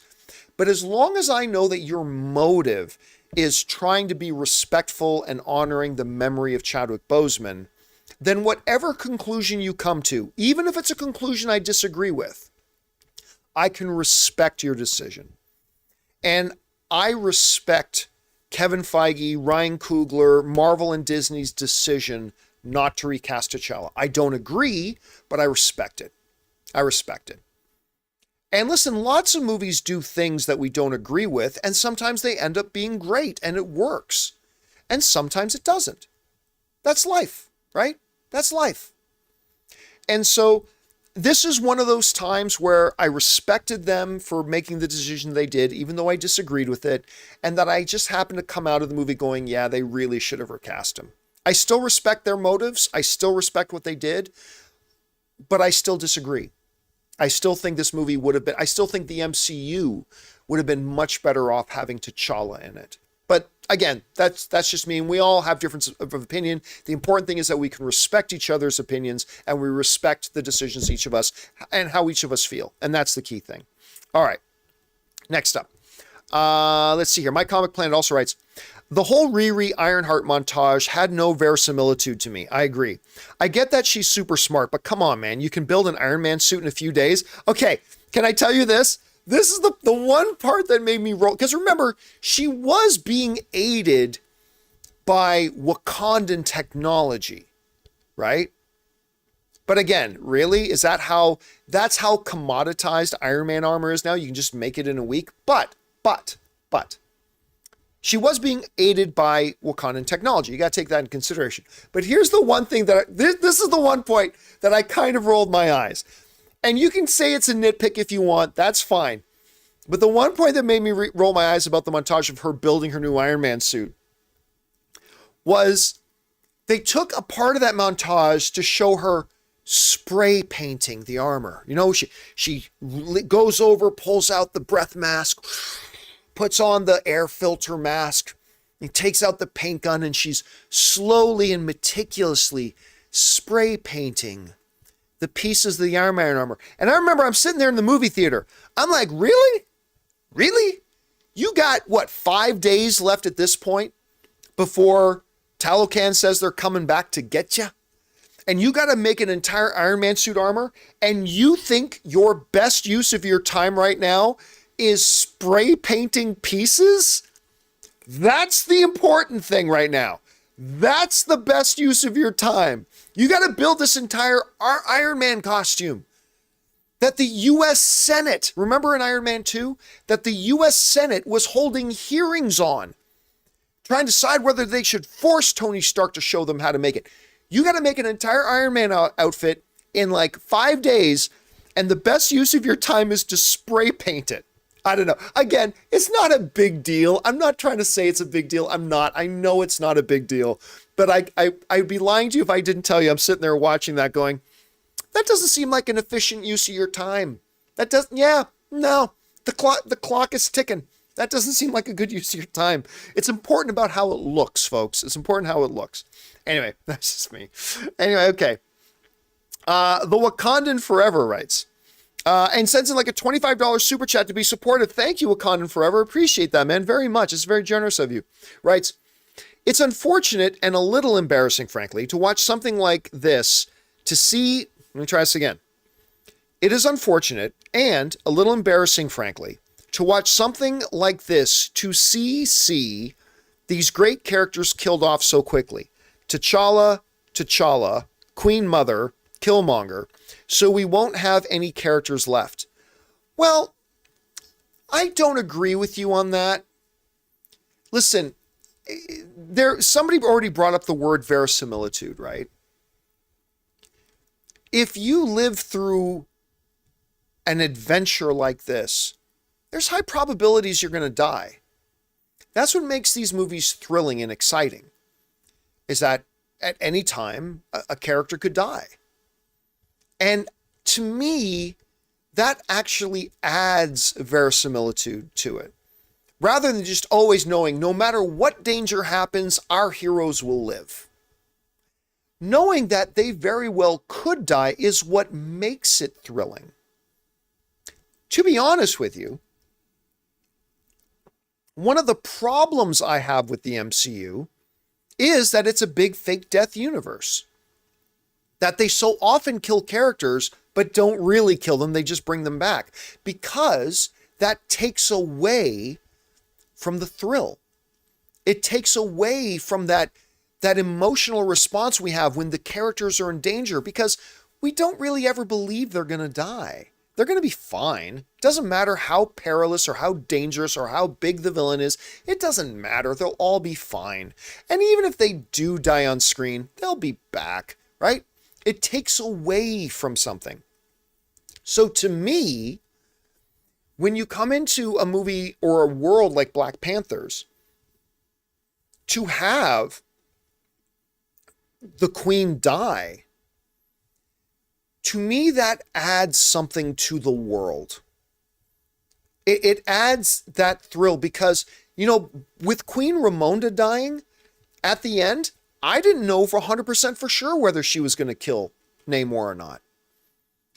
When Namor runs her through with the spear, which, by the way, Killmonger died from much less, but whatever, okay. But when Namor runs her through with the spear, I wasn't 100% sure she was going to survive that because they just killed the Queen. And so I get where you're coming from. I totally do. But for me, it actually adds consequences to the story, and it adds stakes, because without consequences and without stakes, then the thrill is gone from the movies. So I think every once in a while, you got to off some major characters or else it gets stale. That's one of the things that made Game of Thrones so thrilling, is that when anybody could die at any time. Sons of Anarchy, one of my favorite shows of all time. Anybody could die at any time, and they often did. But that always makes it, when you're in these situations of peril and risk and danger, it keeps you on the edge of your seat because something bad could happen to your favorite character. So I totally get where you're coming from, dude. I do. I completely get it. But for me, that's one of the things that makes this whole thing work, oddly enough. But whatever, that's just me. Okay. Let's see. Next up. Oh, by the way, Darkgate is saying Sons of Anarchy is such good TV. Damn right it is. It's one of I think, a top 3 greatest show of all time, in my opinion. All right. Thanks for sharing that, Wakanda Forever. And thank you for supporting our channel on such a level, man. That's really great. All right. Next up. Sam Fisher writes, when Shuri went to the ancestral plane, I knew she wouldn't see Ramonda, but Killmonger was a surprise. But excellent cameo, though. Actually had a purpose. I disagree. Like, I understand the purpose people are expressing that it had, but for me, it was, at the end of the day, it was kind of pointless and unnecessary. And it was just one of those cameos of, look, everybody, you loved Michael B. Jordan as Killmonger. Here he is. It honestly didn't work for me that well, even though I love Michael B. Jordan and I love the Killmonger character. For me, it didn't work, but it worked for you, Sam. That's the important thing. And it worked for a lot of people. So, it hits us all in different ways. I'm glad that it worked for you. All right. Next up, we've got the Wakanda Forever. Also, again, sends in like a $20 super chat. Thank you, Wakanda Forever, who writes, the first Black Panther is my all-time favorite film, so I never expected the sequel to be as great as the real-life circumstances that affected the film. I expected more. It is just disheartening Marvel doesn't feel as special now. Well, that's one of the most real things anybody said today, I think, me included. When like I said earlier, the first Black Panther movie is not my wife's all-time favorite movie, but it's my wife's all-time favorite MCU movie. And they set up this incredible character being played by this incredible performer. And there's nothing anybody could do about the fact that we lost the performer. And by its very nature, look, we're talking about a movie world versus real life. But in real life, when we lose somebody that's important to us, as many of us have, the world doesn't feel the same anymore. We've all been through that. When somebody that we value and somebody that we are close to passes away, the world is not the same for us anymore. And we can often get through it and overcome that and whatever. But even when we do overcome it and get through it, the world is not the same. So let's look at that in terms of the movie world. When we are invested in a work of fiction like a movie world and our imaginations are taken there, when we become really attached and a particular character becomes very important to us, losing that character will make that movie world feel different to us now. It just feels different. It's not the same. That's the way it is in real life.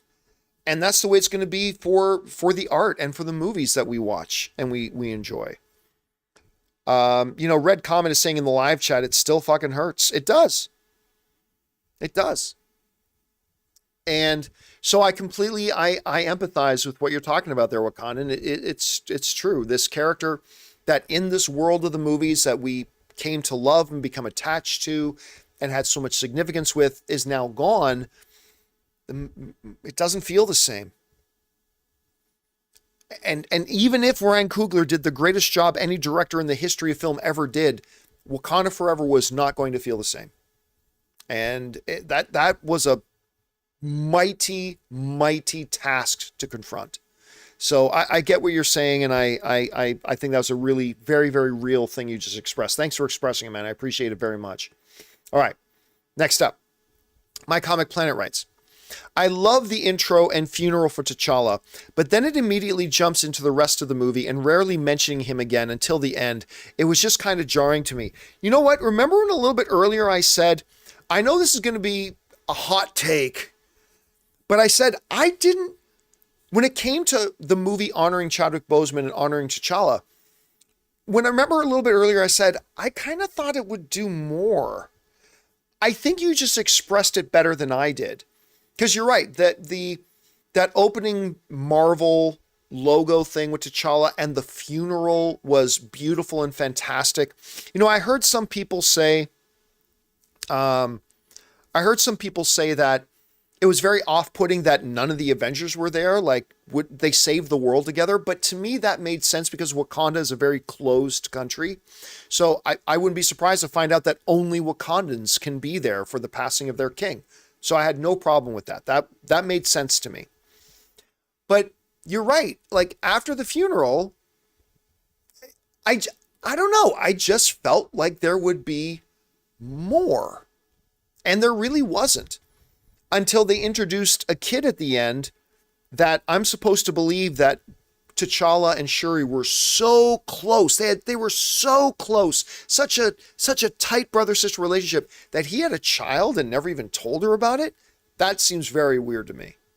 Even though I completely agree with the reasonings they had the kid outside of Wakanda and why the kid was being raised outside of Wakanda, that made sense to me. That was all good. But I just didn't buy into the fact that they were supposed to be so tight and yet he never told her that he had a kid. Made no sense to me. But anyway, that was, again, so you just expressed it better than I did. I just thought there would have been more to it. But anyway, maybe that's just us, Comic Planet. All right. Sam Fisher writes, like you, I think Shuri and M'Baku should swap roles. I think she should be Monarch and M'Baku Black Panther, but the end did prove she could fight. No, the end didn't prove that she could fight. The end just wrote it that she could fight without any explanation or rationale. That's what the end of the movie did. The end of the movie the writers just wrote that she does all these amazing fighting styles, but there was no justification for that, no rationale to that, and no explanation for that.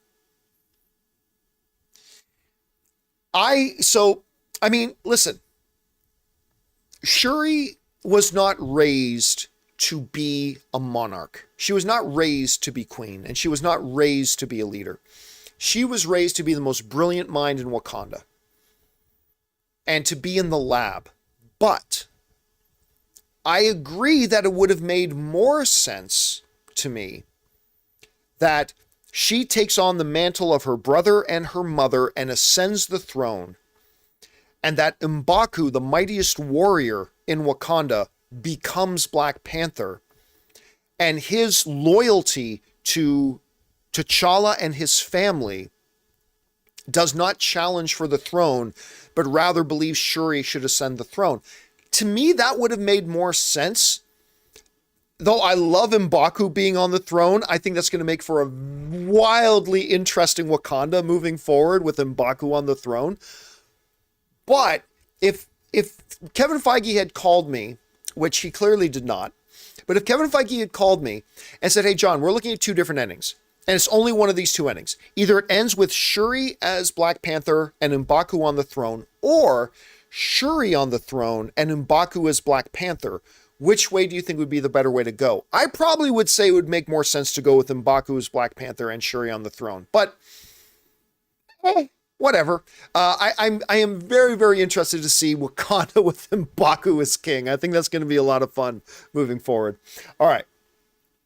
Next up, the Wakandan Forever writes, it felt like going from watching a Superman movie to Supergirl and Superboy show up at the end. Everything felt lesser to me. I'm not excited anymore. I listen. Two things can be true at once: that you enjoyed a movie and yet were underwhelmed by it, right? Like whenever I get a bowl of ice cream in front of me, I get really excited. And maybe the ice cream is not as good as I was hoping it would be, but hey, it's still ice cream and I still enjoyed eating it.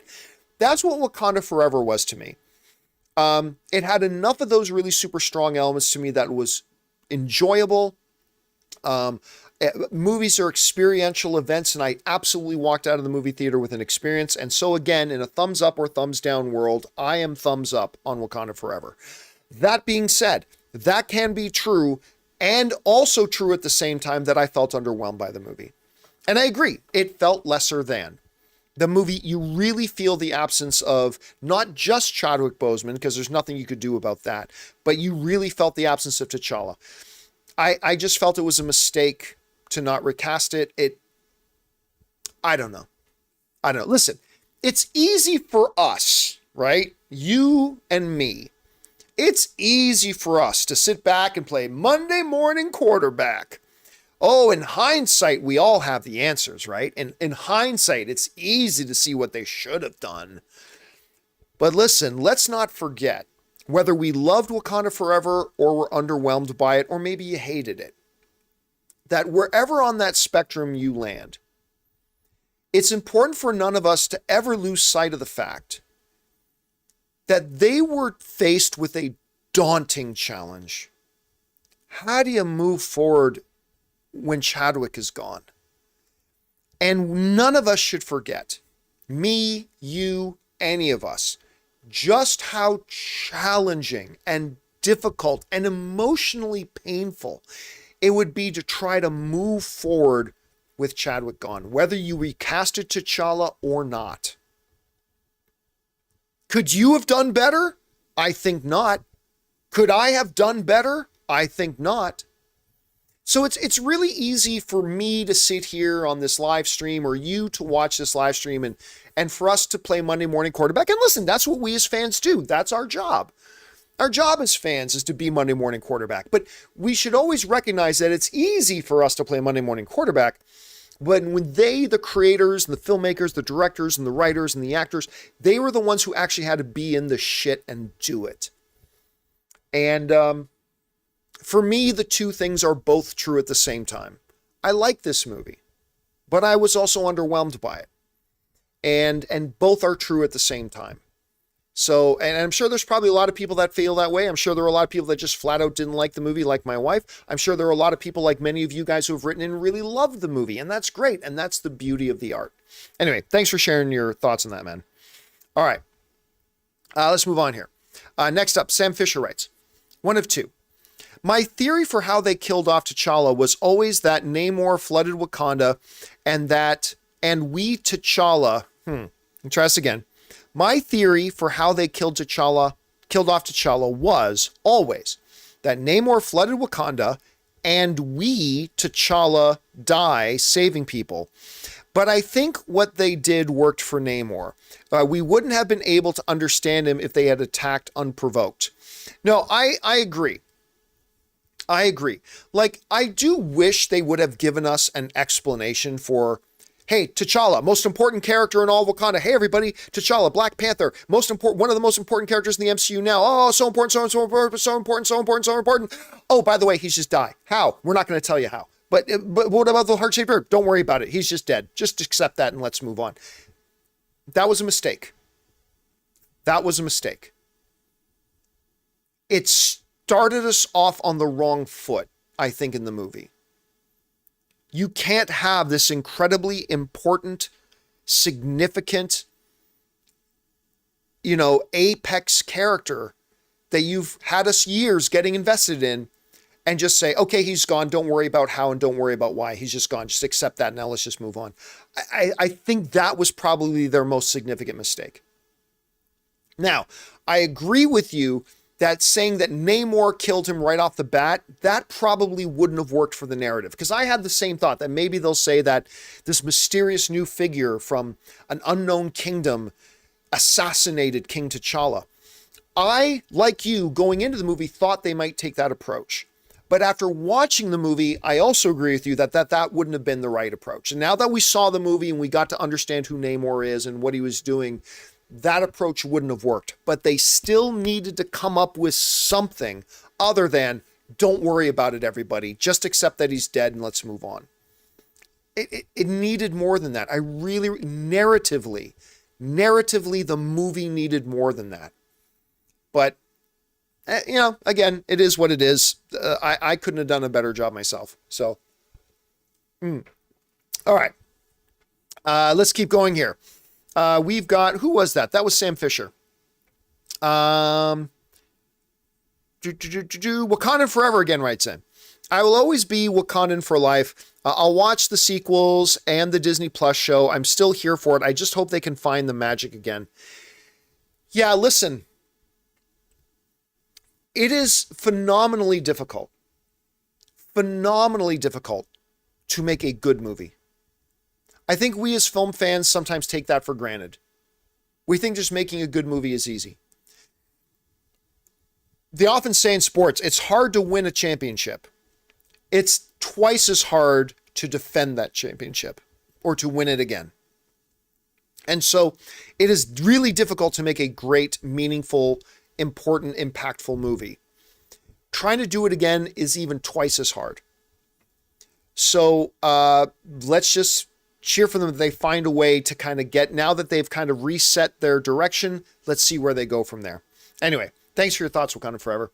All right, HV3 writes, I thought why and the way Shuri became the Black Panther made perfect sense to me. I'm glad it did for you. I think that's great. I'm not trying to take anything away from how you feel about it. I'm just saying I felt very, very different. The how, that was fine. She got lucky that Namor gave her that bracelet and she made some deductions. She is the smartest person in the MCU. Don't forget that.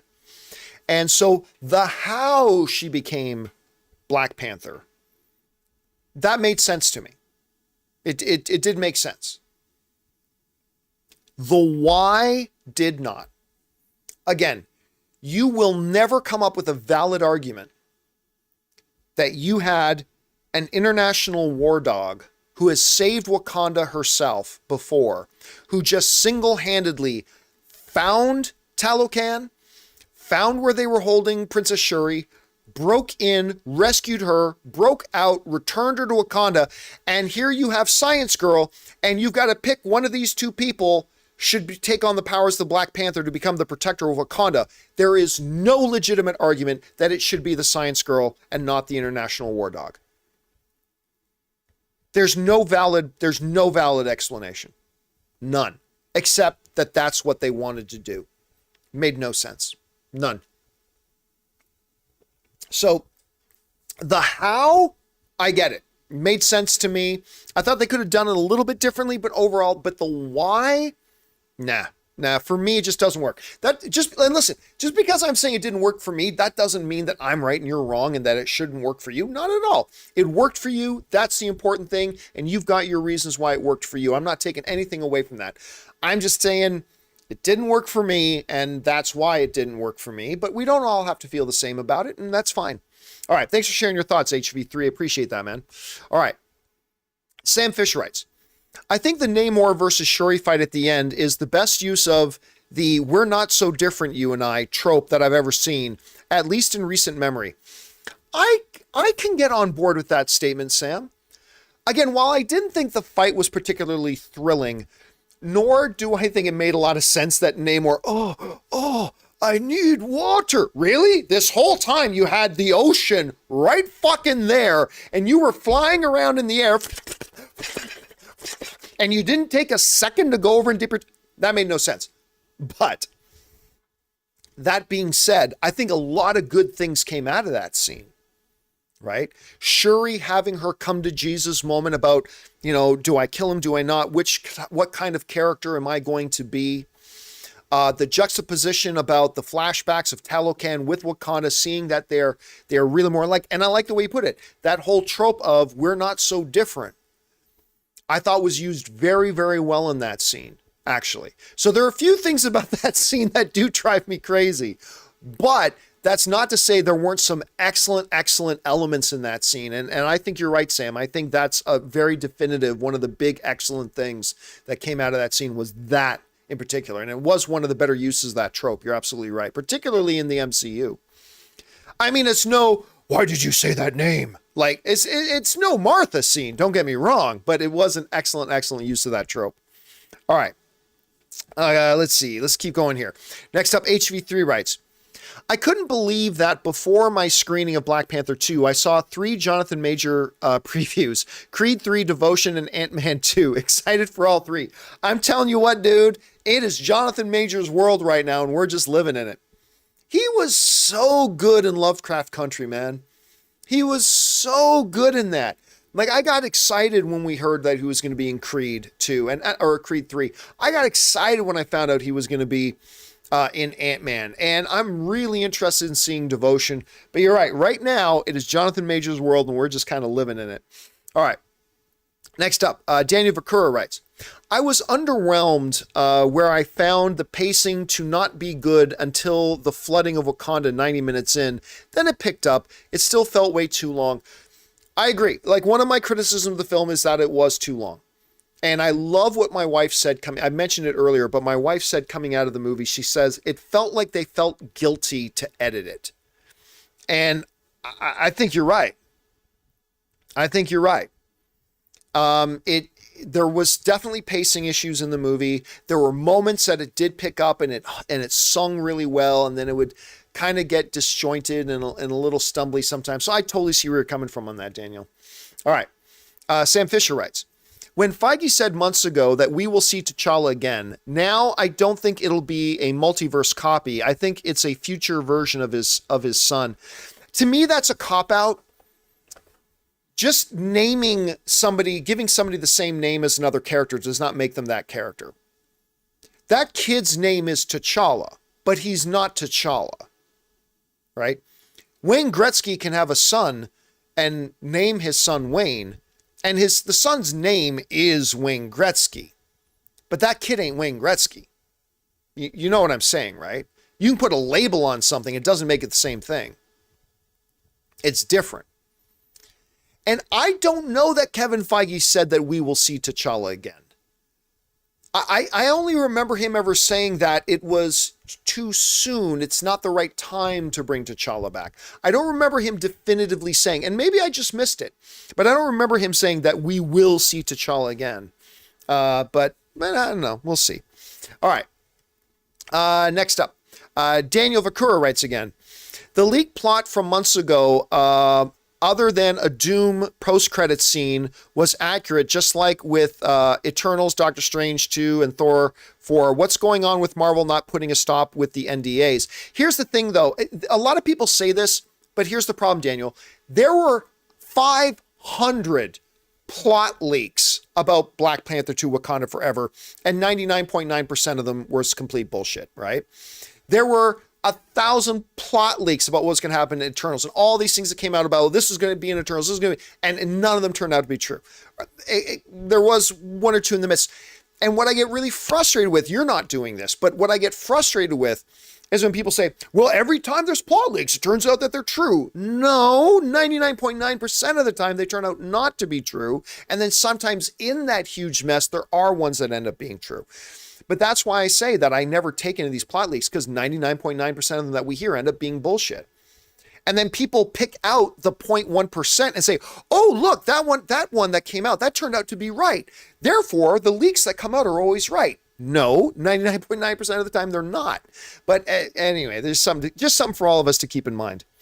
And all the Doctor Doom reports and all the this reports and all of that reports, all of it turned out to be bullshit. Although there were some accurate ones in there. All right. Daniel also writes, Martin Freeman wasn't necessarily along with Riri in the film. It felt like Iron Man 2, like Harloff said, with forcing things to set something up later. Here's how I feel about the whole thing with Riri. Was Riri Williams necessary to be in this movie? No. Was clearly a big part of the reason Riri Williams was in this just to set up the Ironheart show? Yes. But the narrative hook that there is a scientist out there who has the ability to create a machine that will lead the world to Talocan. And that scientist living and breathing becomes a problem for Talocan. That was a good story hook. That's a good narrative. And to make that character Riri Williams, that fit. So, while I agree you didn't have to have Riri Williams in this show, and while I do agree they absolutely had her in there so they could set up the Ironheart show, and while I absolutely agree that that's never a good motivation for having a character there, I will at least say, though, that narratively speaking, they made the character work. A scientist that can create something that will lead people to Talocan is a major problem for Talocan. And so to have Riri Williams fill that narrative role, it worked. It worked. So I agree with everything you said, but at the end of the day, if you have narrative purpose for doing it, and you can come up with a strong narrative purpose that fits the story you're telling, then I can let that go. And I think in the case of Riri Williams, I think they made it work. Not everybody will agree with me, and that's fine. But for me, that kind of worked. Anyway, that's just me. Thanks for your thoughts on that, Daniel.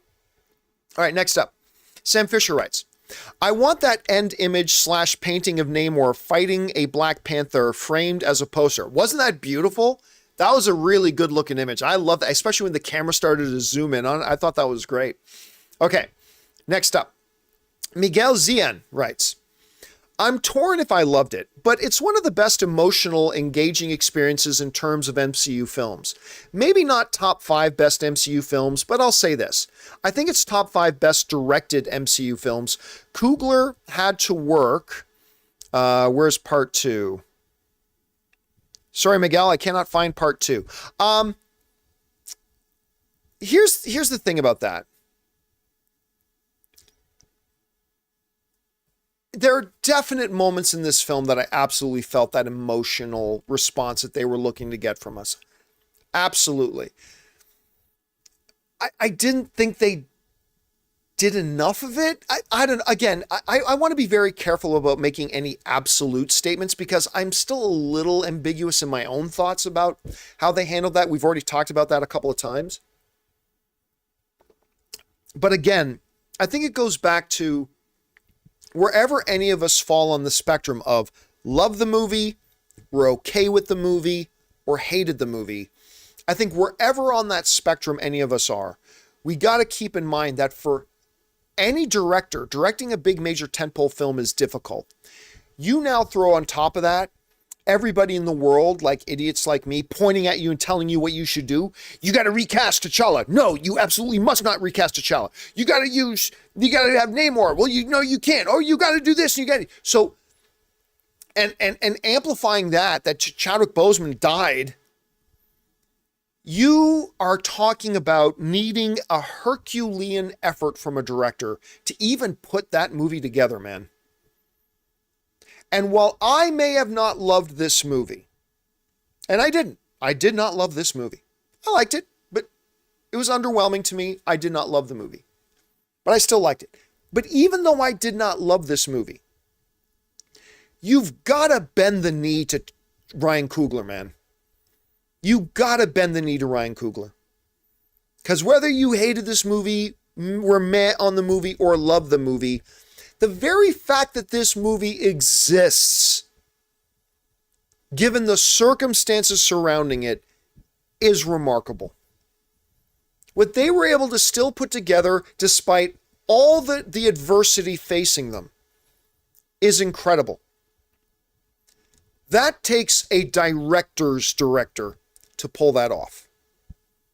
And while I have my problems with the movie, and while I can sit here and say I think they should have done this instead of this, and while I can have some nitpicks and all that, and you can sit there and have whatever issues you want, whether you love the movie, hated the movie, were mad the movie, you gotta bend the knee to Ryan Coogler. Because what he and his team of creatives managed to pull off, given the insane adversity, the likes of which we haven't seen since that Fast and the Furious movie tried to do it with Paul Walker dying halfway through it, you got to bend the knee and say it was a Herculean effort. And maybe the end result you loved, maybe the end result you didn't love. But you got to tip your hat and acknowledge, man, what you were able to do given the adversity you faced is incredible. And that's how I feel about it at any rate. Y'all may feel differently, but that's how I feel about it. All right. Thanks for that, Miguel. All right. Daniel Vakura writes, I was stunned that shots from the final 5 minutes, including one directly before the final shot, were in the first trailer. It made me think of Sony marketing. But not really. I mean, listen, at the end of the day, I watched the marketing for this movie, and other than clearly Shuri becomes Black Panther, I didn't think it gave anything away. Like, you don't want the final shot of the movie in there. Like, you don't want to have a trailer where Shuri is standing over Namor and say, yield, and he goes, I yield. Like, you don't want to put that in the movie, right? Or you don't want to put that in the trailers. But I never at all once felt in the marketing like they were giving the movie away. They told us what the movie was about. They set up who the characters are. But I never felt they gave it away, even though some of those shots from the final scene were included in the trailer. They never gave that away to me. I never felt like that was a giveaway to me. So I give them credit for that. All right. Alan S. writes, hey, John, hope you're having a great weekend. I am having a great weekend. Thank you. That opening sequence was so emotional and powerful. It was a special experience in a theater. It depends on what you're talking about the opening sequence. Like if you're talking about the funeral, loved it. If you're talking about the Marvel credits with all Chadwick with no sound, I thought that was incredibly special. If you're talking about just Shuri running around randomly in a lab saying, I gotta save T'Challa. From what? Don't worry about it. That didn't work for me. So to me, the opening is three things. It's the cold Marvel logo opening, which I thought was incredible. It was the funeral that I thought was incredible. And then it was the just Shuri running around a lab, letting us know that T'Challa's dying, but never telling us how or why. Other than illness. What illness can kill him? He's got the heart-shaped herb. Don't worry about it. That didn't work for me. But the other elements of the opening, the funeral, very, very moving, very, very emotional, very beautiful.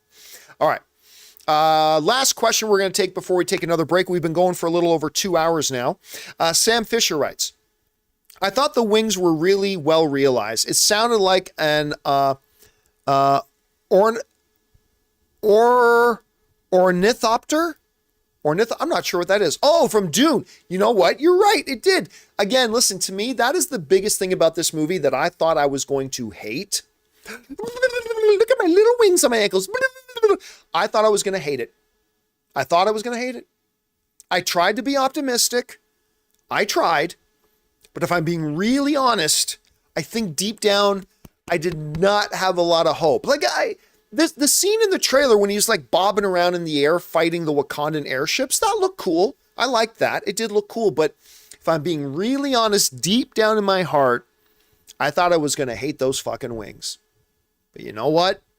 This is why when you go into a movie theater, you take whatever expectations and baggage you have and you leave them at the door, and then you go in and just experience the movie for what it is. Because I'll tell you what, those little fucking wings ended up working for me. I ended up really liking it. And I did not expect that. But it really did work for me. And again, that is why you leave your expectations at the door and you just experience the movie and you evaluate the movie on its own merits. And because that really worked, some things didn't work for me, but that was something I really didn't expect to like, and I did. And I'm glad that I did. All right, guys, we will pick up here with, where are we at? We will pick up with Cockroach 77 as soon as we come back. But again, we've gone for another hour now. We are now entering into hour number 3 of our open spoiler discussion of Black Panther Wakanda Forever. So I need to, again, go and top up my drink. I need to give my voice a rest for just a couple of minutes. So use these next 2 or 3 minutes. Grab something to eat, go use the bathroom, talk amongst yourselves, but don't go anywhere, guys, because we will be right back with hour number 3 of our Wakanda Forever open spoiler discussion. We will be right back.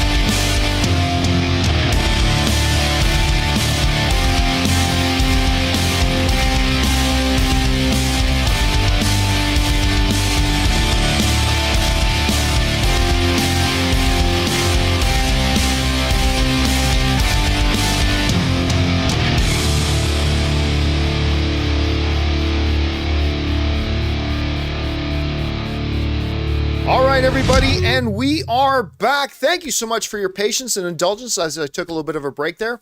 For now, let's get back into it as we are into our 3rd hour now of our Wakanda Forever open spoiler discussion. So let's keep things rolling here with Cockroach 77, who writes, relatively disappointed. Some good emotions, but the film felt overstuffed, had pacing issues. Why so dark? Phase 4 ends with a bit of a whimper, in my opinion. I can't disagree with anything that you said there. It did feel a little bit overstuffed. It did have pacing issues. I may hear a lot of people saying it was too dark. Again, I'm not disagreeing. I'm just saying that wasn't my experience. There were some scenes that were quite dark, but I never felt the movie was too dark. Others felt that it was. I respect that, but that wasn't my experience. And Phase 4 ends with a bit of a whimper. I agree. Again, I like this movie. Both can be true. They can both be true at the same time, that you feel kind of underwhelmed with the movie, but you still enjoyed it. I enjoyed this movie, but there was a lot there that I felt left it feeling wanting and that it could have been much better. But so I get where you're going with that, Cockroach. All right, next up. Sam Fisher writes, Rob, who is not here, I agree that the Boston chase was too dark, but I actually had the opposite problem to you. I felt there were moments where I couldn't understand the dialogue, and I don't think it was the accents. That's interesting. You know what, Sam? I haven't heard anybody else say that. I don't even think I noticed it. I don't even think I noticed that. I don't think the accents were ever an issue for me.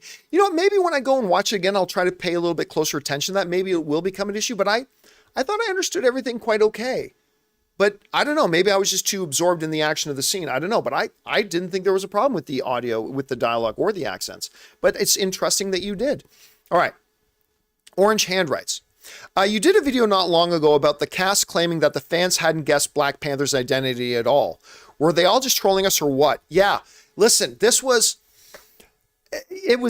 all bullshit. It was all misdirect because there was this interview. It was in Variety. We quoted the source where Danny, who plays Okoye, Lupita, who plays Anakia, and I can't remember if the third one was Shuri or not, but the three actresses from the movie were doing an interview, and they said, oh yeah, none of the audience have guessed who Black Panther is, how this movie ends. Everybody's way off. Well, considering everybody was like, yeah, that's clearly Shuri. No, they weren't.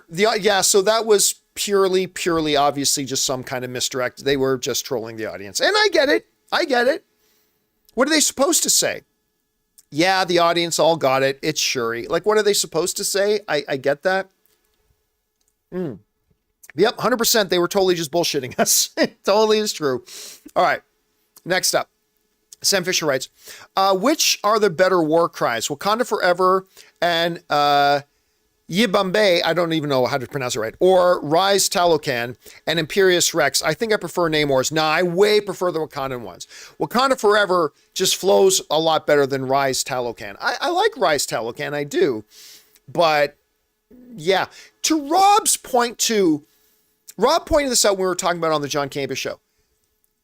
It makes no sense that Namor says Imperious Rex because that has its connections to a different culture, and you change the culture for Talokan, making it Mesoamerican, right? So Imperious Rex being their battle cry really doesn't make any sense, but whatever. I still think Wakanda Forever is the better war cry. That's just me. All right. Floating Kites writes, why didn't Namor show himself to the world after the snap? If half of his people randomly vanish, you'd think he'd want to go up and see what's going on. You don't know, right? I'm sure there's many ways Namor could find out what's going on without revealing himself to the world. So to me, that's not a question. To be honest with you, that's not a question I would have in my mind. Just because this horrible tragedy befell not just Earth, but the universe, and there's many ways he can find out without going flying up himself and go talking to people. To me, that was never an issue, honestly, for me. I think there's several questions I have about the movie, but that's not one of them for me, Floating Kites. All right, thanks for sharing that, man. Sam Fisher writes, didn't I say last week we would get a Mayan Imperious Rex? Point Fisher. Well, I mean, to be fair, Sam, millions of people say certain things are going to happen. Sometimes they do, sometimes they don't. So, but there were many people I heard say that you were going to hear him say Imperious Rex. So sure enough, they did. So sure, give yourself a point for that one. All right.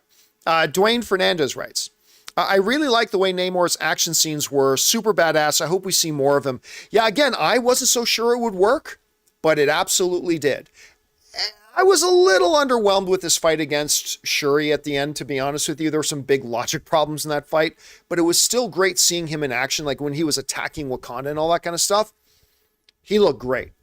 I mean, when they joke about his almost being as strong as the Hulk, there was nothing in this movie that made it look like he was remotely as strong as the Hulk. Like even at his full strength, there was nothing in this movie that suggested that he was remotely as strong as the Hulk. But still, he was pretty badass, man. I love this character in this movie. Absolutely loved him. All right. Next up, Fangblaze71 writes, Shuri's Black Panther theme might be my favorite score they've had. I already added it to all of my playlists. So you know what? I was so just caught up with what was going on in the movie that I didn't really notice the score in some places. So I'm going to have to go back in there and start and pay a little bit more attention to what was the score that was being played while Shuri was on screen there. All right. Aiden Foley writes, I thought this film was wonderful. Such a loving tribute to Chadwick. Fantastic performances, especially by Bassett. I completely agree with that. And they even made me like Shuri as Black Panther. They didn't do that for me. Best Marvel film this year to me. It might be. It might be the best Marvel film this year to me. Although that's not a really, really high bar, considering the other two Marvel films this year were Thor, Love and Thunder and Doctor Strange, The Multiverse of Madness, both of which I liked. Again, both of which I like. Actually, let me look up something here. Hold on a second. Just got to just check on something quick. Yeah. So, was there any other Marvel movie that came out this year besides Doctor Strange and Thor, Love and Thunder? I think those are the only two movies that came out. So, I'm still not 100% sure that I'd put it above Doctor Strange. I definitely put it above Thor, Love and Thunder. I probably put it above Doctor Strange, The Multiverse of Madness. I probably do. So yeah, so let's say for now, I'm going to go with you on that it's the best Marvel film this year. That's not saying a lot. It's definitely not the best comic book movie of the year. Like, the best comic book movie of the year is The Batman. The Batman is the best comic book movie of the year.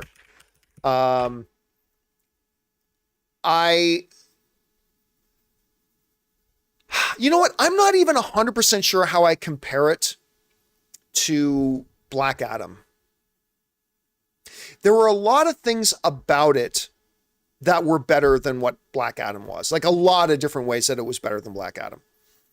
But there were also some ways, like just in pure entertainment value, Black Adam has the edge in some ways over Black Panther: Wakanda Forever. Right now I will say I think Black Panther: Wakanda Forever was better than Black Adam. But it's actually close. Because there was some real fun in Black Adam. Like, Black Adam had some real good fun, even though they did a lot of things terribly in it. I will still give the edge to Black Panther: Wakanda Forever. So yeah, despite all my problems, I would say that Black Panther: Wakanda Forever is the second best comic book movie of the year. I think, but again, it wasn't a really strong year for comic book movies. Because you're talking Black Adam, you're talking Doctor Strange, The Multiverse of Madness, you're talking Thor, Love and Thunder. Yeah, so right now, although I reserve the right to change my order later, but right now I would say that The Batman was the best comic book movie of the year. I think that goes without saying. I'll give Black Panther: Wakanda Forever the number 2 spot for now. For now, I'll give it the number 2 spot. All right. Let's see. Next up, we've got that was Fangblaze. No. That was Aiden. Sam Fisher now writes, once again, this movie did a better job introducing a new character that's getting a Disney Plus show in Riri Williams than Hawkeye did with Echo. I agree. I completely agree. Because in Hawkeye, Echo in Hawkeye actually made me less interested in the Echo show. The way they introduced Echo in Hawkeye lowered my anticipation for the Echo show. Wakanda Forever, it took Riri Williams' Ironheart, which I had very little interest in, and actually increased my interest in that show. So I am 100% in agreement with you on that one, Sam. 100% agreement. All right. Abel Leon writes, I personally loved this movie. The only part that took me out of the movie was the CPR on the Queen. Hashtag the Dora Milaje killed the Queen. I don't know what you mean by that, but I will say this. The scene in which the Queen died, when they finally break into the room, they didn't move very quick to pull the Queen out of the water. Come on, guys, in the live chat. Tell me you recognize that too. Like, they ran into the room and then she's laying face down in the water, and they're just, okay, well, let's get her out of the water, I guess. Be careful now. It's the queen. Don't want to rush things. You know, if you're going to do something well, make sure you do it right. Take your time. Let's gently now. Let's get the queen. Meanwhile, she has spent 15 to 20 unnecessary seconds with her face down in the water. I mean, I was watching that. And it's like, you would like bust in that room, dive across the floor, grab her and pull her out of the water face up as fast as you can. But instead they're like, oh, wow. Now she face down in the water is bad, right? I don't want to make things worse. But if her face is down in the water and she's not moving, that's bad, right? And we should get her out. Okay. What's the best way we should take her out? Anyway, okay. Well, let's gently now pull her. Like, part of me feels like she totally could have lived if you just ran in there and pulled her out of the water. I don't know. But it felt like there was an unnecessary 15 to 20 seconds of her being face down in the water that they didn't need to. But whatever. That's a little nitpick. Come on. Not a big deal, but it is something I noticed. Come on, guys. Tell me I'm wrong. All right. Next up here. That was Abel. Thanks a lot for that, Abel. Aiden Foley writes, I love the mid-credit scene. It was really sweet, but is it bad that I was expecting the kid to say he's Victor Von Doom or something? I don't think it's bad that you were expecting that. I don't know why you would expect that. At any rate, again, we've covered this ground. I have no problem that T'Challa had a kid. I also had no problem that they decided to take the kid out of Wakanda and not make him public knowledge. And I had no problem with they made the decision to raise him outside of Wakanda so there wouldn't be any of the pressures that probably T'Challa and Shuri grew up with being the pressures of the throne. I have no problem with any of that. But I think it is contradictory to everything else you've said in this movie about how tight and close Shuri and T'Challa were, and yet T'Challa had a child and never told his sister. I understand not telling the rest of Wakanda. I understand not telling the rest of the world. But you broke any verisimilitude that Shuri and T'Challa were so tight as siblings. You broke that by telling me that he had a child and never even told his sister about it. That made no sense to me at all. No sense to me at all. Anyway, okay. Next up, Sam Fisher writes, I don't think Okoye should have been dismissed. They were ambushed and she almost died. True, I get that. But you're thinking about that logically as an audience member watching it from the outside. You know what? And I think if the queen had lived, I think she eventually would have reinstated Okoye once she thought about it more. But the queen just lost her daughter, right?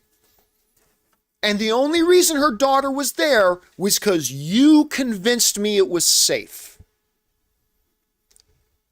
And that you would be there to protect her. And all I know now is that here you are and my daughter's not standing beside you.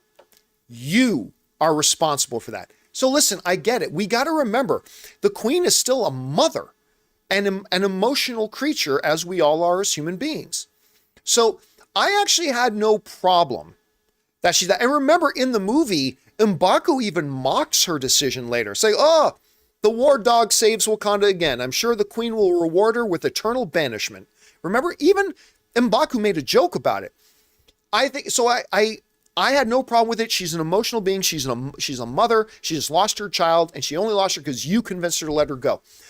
I do think if the movie had continued and Ramonda had lived, I think she would have reinstated her, but she didn't, and I was okay with that decision.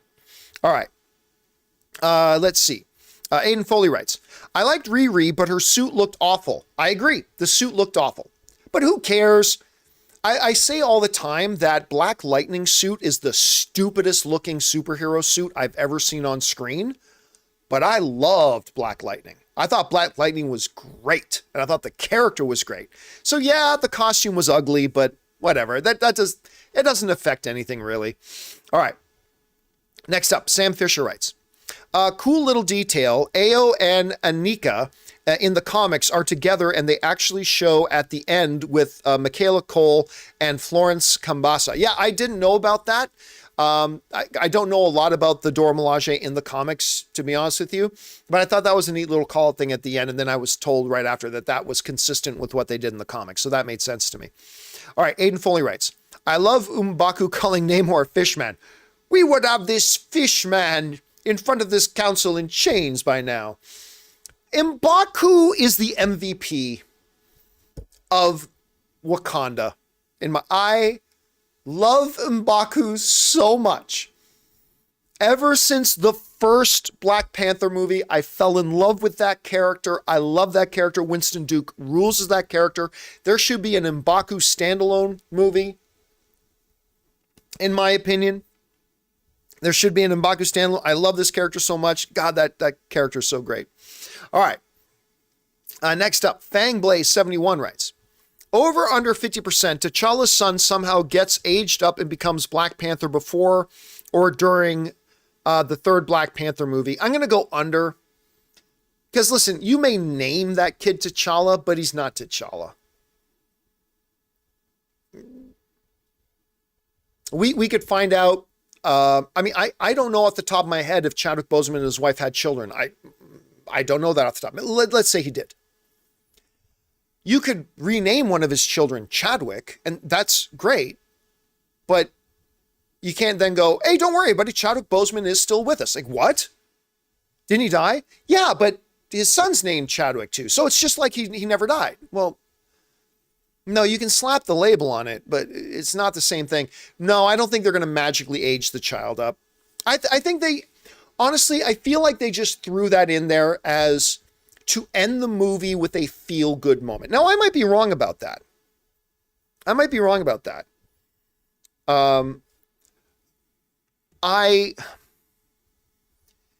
the son is not, it's not like they went out and snatched the son from one of the multiverse things, right? Like if they had gone out and said, this is one of the multiversal versions of T'Challa, then you can say, well, that's T'Challa. But this is his son, and they just slapped the label on him. It's not the same thing. So, yeah, I don't think they'll do that. I honestly feel, and I could be wrong about this, but my gut feeling as an audience member, just speculating, is that they gave us that little mid-credit scene just so the audience would be leaving the theater on a feel-good moment. Right? Because even though at the end of the day, Shuri spares Namor, and it turns out Wakanda and Talokan are going to be allies, and M'Baku takes the throne. That was all good stuff, but it wasn't a feel-good moment. And I feel like giving us that post-credit scene, and again, I could be wrong, but I feel like giving us that post-credit scene is just a thing to be a feel-good moment for the audience. So I don't think they're going to break the entire MCU just so they can say, oh, look, they aged him up and now... I don't see them doing that. I mean, you never know. They haven't done that with anybody else. But I don't think they're going to do that here. Although, who knows? All right, next up. Let's see here. Fangblaze71 writes, is it just me or did Wakanda's army seem extremely small? I was mentioning that earlier. Like they're going to all out fight Namor and they only have 3 plane things and 30 soldiers. Yeah, I mentioned that in one of my negatives when I was doing my pros and cons, that this is supposed to be like Wakanda versus Talokan, but Talokan shows up with what, 100 people? And Wakanda has 3 or 4 planes. They're the most powerful military force in the world. So that did feel odd. But listen, that's not just a Wakanda Forever thing, right? Lots of movies have done stuff like that, where it's, oh, war of this, and like, meanwhile, 6 people show up to fight 5 people. It's not like Wakanda Forever is the first movie to do this. Lots of other movies have done stuff like this. But yeah, I agree with you. That was kind of one of the negatives for me. All right. Guys, at 2.5 hours, I'm going to have to wrap things up now. My voice is starting to go. It's a lot easier doing 2.5 hours when I have co-hosts and I can go to like a couple of minutes every few minutes without having to talk, but talking straight for 2.5 hours is taking its toll on me. And I got to make sure I'm able to do the show tomorrow. But we did get through a lot of the questions. So guys, here's what we're going to do. For everybody who did send in a question, don't worry, they're all getting answered. We will have a part 2 of this Wakanda Forever open spoiler discussion either tomorrow or Tuesday. Look for it to go up and online tomorrow or Tuesday. We will do a part 2 and we'll even do part 3 if we have to. We will get through all the questions that come through. Guys, but ultimately, at the end of the day, how did you feel about Black Panther Wakanda Forever? Were you like me, where you liked it, but you were a little bit underwhelmed with it? Did you hate the movie? Did you love the movie? Whatever you guys thought about it, that's the important thing. Jump into the comments section below and leave your thoughts there. All right, guys. Don't forget to join us for tomorrow. The John Campea Show returns. We got me, Rob, and Chris in there. Make sure you guys come along and join us for the ride. It'll be good to have you there. That'll do it for me for now, guys. Thanks a lot for being here. My name's John Campea, and until next time, my friends, bye-bye.